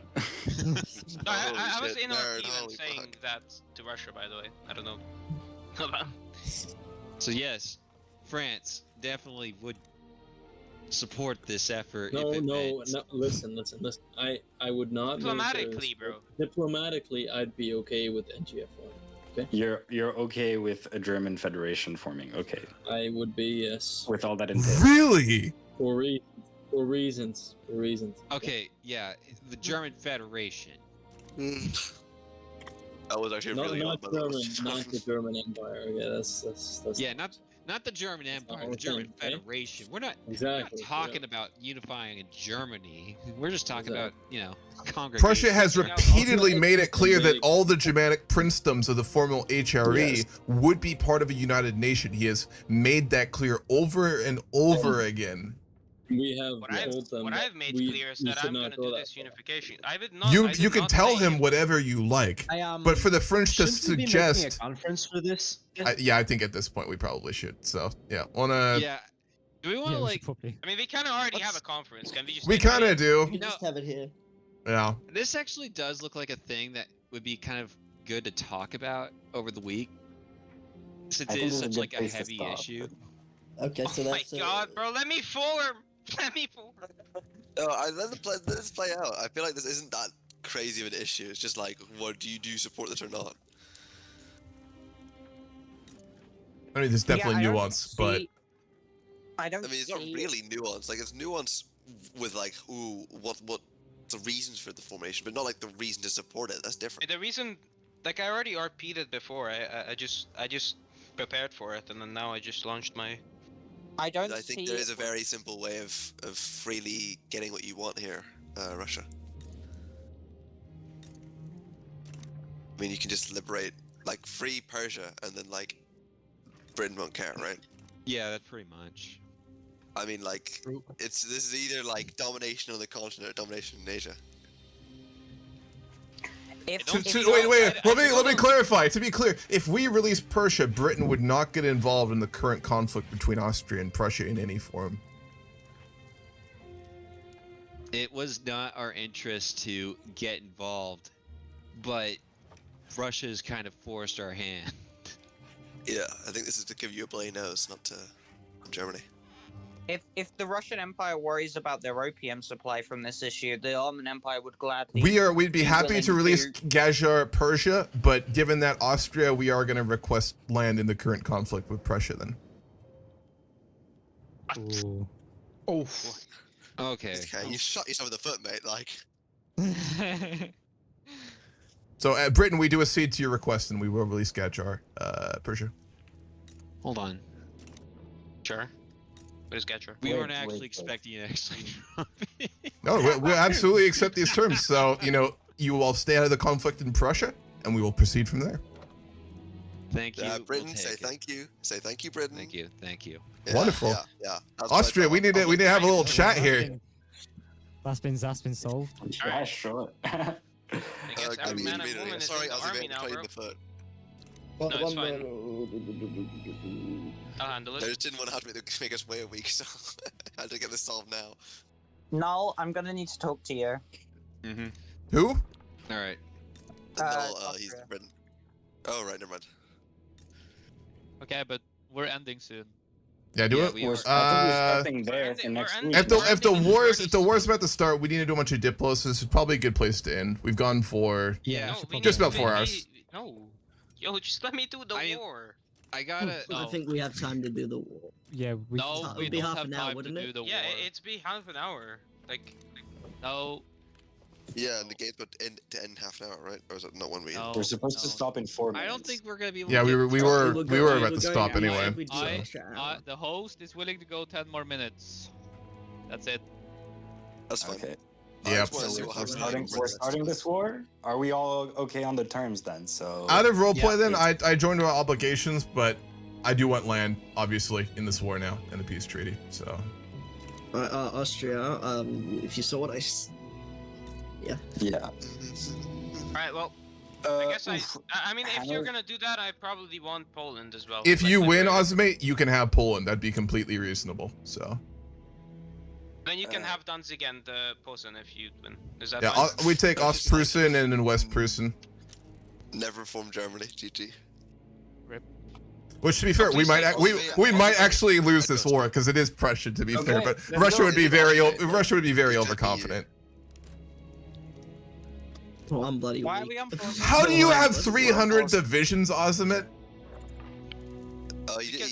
Because Oh no. wait, why did Netherlands join? Wait, Oh, why are we why on not? pausing? Wait. Second front. Second front. Well, Second front. they said Why we did were it? fighting this war for 10 minutes. What the so- hell? no Okay, one I have a defensive pact. I have to join. Position. Everyone shut up. Everyone shut up. Hamu, what Uh-huh. are we doing? Right now, we're at time, so I think we just stop here and we end for this session. I think that's the best way to do this. Before this gets more chaotic. No. I think we- funny because I I'm think we literally gotta stop 3 here. seconds There's away really from no way forming about Italy. Are you really? Yes, I am. I'm what fucking. I only need one more person to support me, and I'm protectorating them right now. Oh my god. Everyone. Well, that's great. I was just like, oh, I'm so gonna there's get like a big laissez-faire and conflict? I'm everything just 3 gonna months, by do the it. way. That's I'm a gonna get laissez-faire great. in 3 months. Like That's genuinely, a at the end of the great year, I'll have laissez-faire. Cliffhanger to end it on. I think this is a very good place to end. It'll make next week start in a really interesting this is place. Like the So precedent is a disaster right here. yeah, it's about to be so Yeah. chaotic. So we'll start that next week. Bro. Oh damn! That's All right. Yeah, I'm good with that then. I Yeah. hope I've everyone's made a fine with save. Greater America, by the way. That way, also Britain can stop balding and molding Harry, over did there you too. save? So Yes, I did. I'm already having a siege. I know you are. You're getting very overwhelmed. Britain's brutal to play, my guy. I know what that's like. Night I wish everyone. I had played Britain. I'm disappointed. all my armies halfway across the map, man. That was a Oh, fun session. crap. I loved it. This It was a good one. session. I had fun. Very interesting. I think my I my can't wait situation for my was next war with Austria. Alright, I guess I have to depth war this shit and 2v1. I had a fun hour. Yeah, sorry, Ozzy, mate. Sorry, I like correctly diploed You're for gonna- Russia. you're gonna If make I me- if I get to trade Let me Persia confuse for Russia. Polish Prussia, that's a fucking W. I like correctly diploed for both I of mean, you. the problem is you're probably not gonna win this. I'm gonna be honest. Well, to be clear, Ozzy, But- out of roleplay, you're not metagaming, right? Because I know you can if you want to. No. If I This would is not have metagame, metagamed, Ozzy, mate. I, Okay, This is not just metagame, checking. mate. No, it's Wait. Russian tech. I Because literally- Prussia is like, if gonna, I would- it should would've be made very, very, very strong, to be fair. But Yeah, I'm If I actually If I would gonna have check out. metagamed, I would have probably had NGF Check this by out. now. Okay, I don't have any of the DLCs, so I don't know if this fucks anything up. I don't think it will. The only meta thing that Prussia has done is Russia they've made a capital, bunch yeah. of deals with AI to make them build in Prussia. Yeah, That's That, the that, only- I that's repeat not- that. that's I repeat historical. that. I repeat That's historical as Which well. Yeah. which is a really good strategy because each one has like. Oh, you're 10 so fucked. constructions No, to start with. Austria loses this actually. No, you're fucked. GG. I'm telling you. Yeah, I have hands. Yeah, no, Russia wins this. Yeah, there's no way you lose this. I think maybe if Russia contributed like everything in their nation, like Hanu, are you watching my stream? What's up? So, if you're watching my stream, the only way you could win this war is by literally just contributing everything in your nation. You have peasant Even then, levies, it's gonna be hard. Even then, because no, I don't think you can win even then. But I think this is the only way you have a chance is because you One have TV peasant splits levies. and adds more to my France. I don't know if you want to go into death for everything for I those think two this states. is the thing. Like no, but like I think if you have like the only reason to keep fighting this war is if you're gonna go all in on it. I mean, I am. That's my intention. Yeah, so if you want to like win, the only way you can win is one, obviously upgrade everything to line from line to skirmish, and you have a regular unit, so you need to upgrade your army immediately. That would be like bankruptcy worthy of money. I mean, if he's gonna if he fights it like this, if he fights it like this, then he's gonna lose anyway, and there's like no point. He should just back down. Honestly, there's no point in fighting this. Like if Well, he fights it like role this, play wise, Russia would be incredibly overconfident. I want to play that out regardless, right? So yeah, if you want to play it out like you're gonna. Like, if this was a go up regular and game, I would back down right now. But this is a light role play, so I am gonna play this out how it would be done, right? Doing it like that, then that's I mean, fine. this is gonna be good for me as well because I get reputation from this. I think it's very better, like Vladimir. And even though the being infamy unaware more is than like, anything. But even like quick, Vladimir, Infamy for if what? Russia Defending w- myself? If Russia were to put Infamy for send troops beating over up to the like Netherlands two front, great would that powers, help or no? including They one of commissioned me. the biggest and I armies in the don't world. know why France is supporting. Yeah, I don't Oh my understand. God. It is absolutely Because wild that the French were supporting that Holy though. I've done Diplo with him. No. Listen. It makes sense Wait, if you as much if you know that construction as the French. How? This would be I'm a not- brilliant thing to do. Like if this could be 100% chance, I would do this. Like it'd be so funny to do. Can you quickly Oh, go well, to yeah, Netherlands? Real Yeah, the quick? Rhineland is completely up for grabs right now. I'm just gonna throw that out there. Yeah, that's what I I mean. Like if I was France, I'd go in immediately. I just like, I don't know. grab I don't that know dude. if Britain would be fine with that, to be honest. No, they wouldn't be. But I don't think it matters. Like what Britain's army says.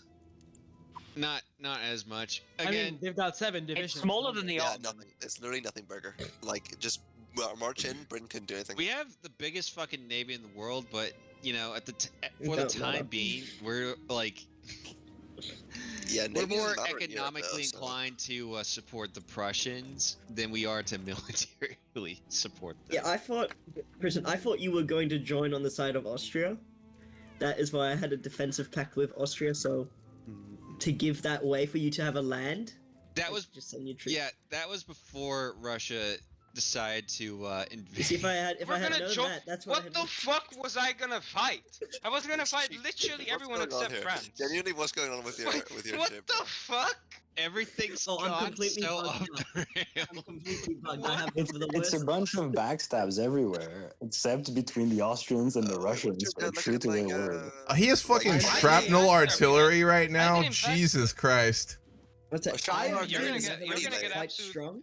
I'm gonna This be is honest. very Double digit. I'm gonna be honest. I mean, in RP, you don't care about your people, but your people are gonna die. Every single one of them. In role I play, mean- the Romanovs would give zero shits at all. So Yeah, I I know, mean, I'm He just- would I'm not No, just the saying saying. Romanovs were okay. great people, bro. What do you mean? Like, for real, man.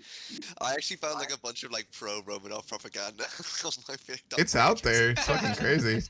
I didn't know it was like a thing people thought. Like, You will, like Um, even if you're like a degenerate like Hitler, you're gonna have supporters. Oh, Like, wait. that's like The war hasn't No, started. there's so a lot of them, yeah. Technically, the Netherlands could still kind of back out. I feel like this is immediately like the Netherlands. I mean, are, like, I was gonna take something Oh, from them, but like I'm waiting for them to back out or not, cause like Yeah, I- I was gonna say if we paused there, I would have never accepted that because that seems like something not to do. But I thought we were starting Yeah, the war. it did I not was like, seem. I thought we were gonna start the war. Oh, I be know funny, everyone see was what wanting to happens. start the war, but Okay, I mean, this is what I mean. Ottomans I just will probably. like, Okay, one Austria, if you thing don't one care, thing I I will do back not out of the war. understand. One thing I do not understand. Why is the front so goddamn fucked? it's What's so going on all with over the fucking place. it's just one front, isn't it? It is just. Yeah, but look, it's in Poland. It's not even in Austria. It's in fucking Poland. Lower Silesian front. Like, I don't see it's it, in like, Poland and Krakow. Like, I don't know. Before Oh, you Russia mean where joined, the people are? Yeah. I see what you mean. yeah, before Prussia joined, it was only Krakow as the front, by the way. Okay. I mean, Okay. only That is reason a I bit joined weird. is for I was getting backed by Britain in this. Otherwise, I'm gonna back I mean, out. we were prepared to join on the Prussian side, or Yeah, no. originally on Also- the Austrian side, and then Russia invaded Persia, which kind of caused us to flip. And Well, now that we've given away Persia as you've requested, doesn't that mean you'd be, willing to support Austria You should in join the preventing this? war. I think that might honestly be the Diplo here, but I don't think I that think- matters. I think like, in if- interest of not involving ourselves any further in this quagmire that's Well, clearly Well, then I'm gonna have to. But Austria, I I'm gonna have also to back think full out. of wouldn't waste matter, like, intrigues and Britain's And, military is not good enough to be able to make a difference here either way. You don't Yeah. think an extra 100 regiment, battalions of? Is it No, line or no, no. skirmish he has? It can flip the difference. It's just that. Okay, no, I think. Oh wait, never mind, I think they have big- never mind. Oh my God, the front fixed itself finally. It's all of Germany now. Yeah, that's Oh. what was going on my thing. That's why I was confused. I'm just happy I get Montenegro out of Like, this. you have no research. Like, are you actually that overwhelmed by Britain? This thing is not that insane. Ottoman Montenegro Yeah, well, victory. not too hard. that's the real one on all of this. Maybe It's they like. the real. changed it or I'm the something, real but it's like- winner in this. I mean, I did a bad Britain game last time I played it, but none of Britain's freebie. Okay, Yeah, but I'm probably I am gonna doing, back very out of shitty this as Britain war right next here. session. I'm looking at it right now, So- so I think this is like a Give me puffed Germany. up eco. You weren't actually this eco when we were last playing, but I can't pause. He was about 57 million, I but think. yeah, that's it's pretty low. You should be having that about 10 I mean, years ago. I'm gonna be honest. You But- should have 100 mil by now. Yeah, I'm probably doing a disservice to Britain, and No, I'm but kinda like, it's fine. It's fine. This is Like, not a yeah, everyone hardcore. makes Like the- this game is very Yeah, much I'm just- casual I'm in just terms of saying actual what- skill level. I'm just saying what. I'm just saying what. but what is I normal. think the main thing is it kind of makes it better though, because you're still so far ahead of Europe, and me having this much eco doesn't matter because I'm not I in mean, Europe. he wouldn't be. I think there like, is something fun to say that when Britain isn't doing so good, it does give other countries a little more wiggle Hey. room, to start Oh yes. doing bold. Also, and by the crazy. way, Hamu, you're basically fighting France right now. I have the eco and the army of France, but less that and Yeah, more tech. even the army and eco of Germany, Mason. That's what it's going on. Mm-hmm. Though I Alright. did check it out. Whenever you annex all of Germany, you are actually weirdly low. You have less GDP than I Oh, do. because in vanilla that's how it works. Is it Germany bad? isn't I supposed. don't play- Germany isn't supposed to be strong until they form Germany. That's why it's so hard cancer to play Prussia. Okay. That's I weird. haven't played also in several months, so I've forgotten every single meta that I know about making an economy. I mean, you didn't. You're still Okay. not incorporating Ireland on my thing. So Oh, I'm coring it. I just I yeah, have. you should have done that day one. It's quite bad. I forgot. I didn't even know that they didn't even start with it cored. Okay, so is the Netherlands gonna back out of this war? Because in I will back out of the 1804, war. I think. Okay, then I won't rape you then. Yeah, you Okay, don't. what no did you one- say? Take otherwise. I'll leave What? you alone, bro. I'll leave you alone. Yo, it's a joke, bro. Take a joke. What would have you taken Awesome, mate. otherwise? Deep breath. Yeah, Yeah. it's a joke. It's a joke. It's a I joke. know, but It deep wasn't a breath. joke. It's just a turn of phrase that people use in these. It is a turn of fucking phrase, ethos. but it It is, also... but I also hear the energy behind your words. So deep breath. No, it's Don't worry, just I'll- it's just because I'm fucking too. You want Also, Germany? since It's you'd be completely more fine, scared but of my big battalion number before you went to Alright. that It's war. more like because I'm walking around my house. I don't know why. Mhm. All right, I'm gonna head out for the. I am I'll Sue. I've see been you up You know guys- what I fucking might just since do like on next an session is ungodly just give hour. myself 1,000 battalions. Yeah, Be I'll see you guys scary. later. Have a good night now. Alright. I'm gonna jump out of Wait, here it's as 6 well. a.m. I'm Good gonna playing with sleep. you guys. Just a reminder, same time next week. Gonna do the game as well. Oh, it is So bad here. I'll be That here might next have been week. Earlier, so Hell yeah. Wake up at Hamu, 2. be very careful, Hamu, about the save, because when you end on a big war like this, you said save edit Uh, and delete all your divisions, Osmate? Is that what I heard? yeah, sure. It can be Yeah. Yeah. It It should can be be fine though. deleted. It's been pretty stable so far, Hey, surprisingly. Yeah, you think actually don't say that. Actually, Hey, yeah, is this an 8 conversation million before it goes I bad. mean, to be okay fair, for it is like a Netherlands at this point? 9-player game, so No. Yeah, it's not too big, It's which not- is It's nice. terrible. It's This is 11, terrible. but It's okay. completely awful. It should be 15. Alrighty, I'm out of here. Catch you guys later. Should it actually I'm going to end stream here for today. I think we're going to lose this war quite badly, but I really do not mind. What's happening right now? So it's a roleplay game. There's a war that's about to happen. Prussia's trying to form Germany pretty early. Austria decentralized. We're going to support the Austrians. Britain was going to join against us, so I offered to release Persia. And now it's going to be us and the Austrians versus the Prussians, which from a roleplay's perspective, Russia would absolutely think we would dominate this war. Realistically, we're probably not going to. I will upgrade our military and stuff like that, but I really haven't been focusing on it because Russia was quite backward in this time period. It took the Crimean War for them to realize that they were behind. So this war for us is probably going to be getting our ass handed to us. If we lose, we're going to give Prussia Poland. If we win, we're going to take Prussia's Poland holdings. So it'll be interesting. It'll be an interesting war. There is a chance that we can win. I'm not going to do a full death war. I will fight pretty hard. I'll go into debt if we have to fight this war and all that kind of stuff too. So it'll be pretty interesting next week as well. If Russia loses, will it be able to refuse to reform? Possibly, yeah. That's how revolution could come about for us as well, potentially as well, right? So it could be pretty interesting. I still can't believe France supported that shit. You know, I know they're going for like the backstabber behind the scenes, kind of like diplomatic Napoleon III play here, which is interesting, but pretty funny. Pretty funny. So, all right, good place to end for today.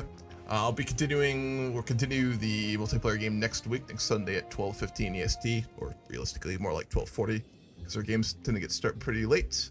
As always, Grand Campaign continuing, just waiting for the Fallen Meagle mod update. I've been saying that forever now. I'm gonna keep saying it till it happens, which I'm pissed about because I really want to continue the Grand Campaign. I literally actually rewatched a couple of the VODs from the second Grand Campaign like a month or two back during finals because I needed something to do, and I was like, you know, it'd be actually interesting to like refresh into the Grand Campaign. I watched a couple of like the VODs from it, which is weird watching yourself, but I just enjoy the story of Net and Leon so much. I was like, okay, I'll listen to it. I was like, fuck. God damn it, Fallen Ego. Fucking update already. So it'd be nice when that happens. But yeah, I will catch you guys later. Have a good rest of your weekend. Have a good week, and I will see you all very soon.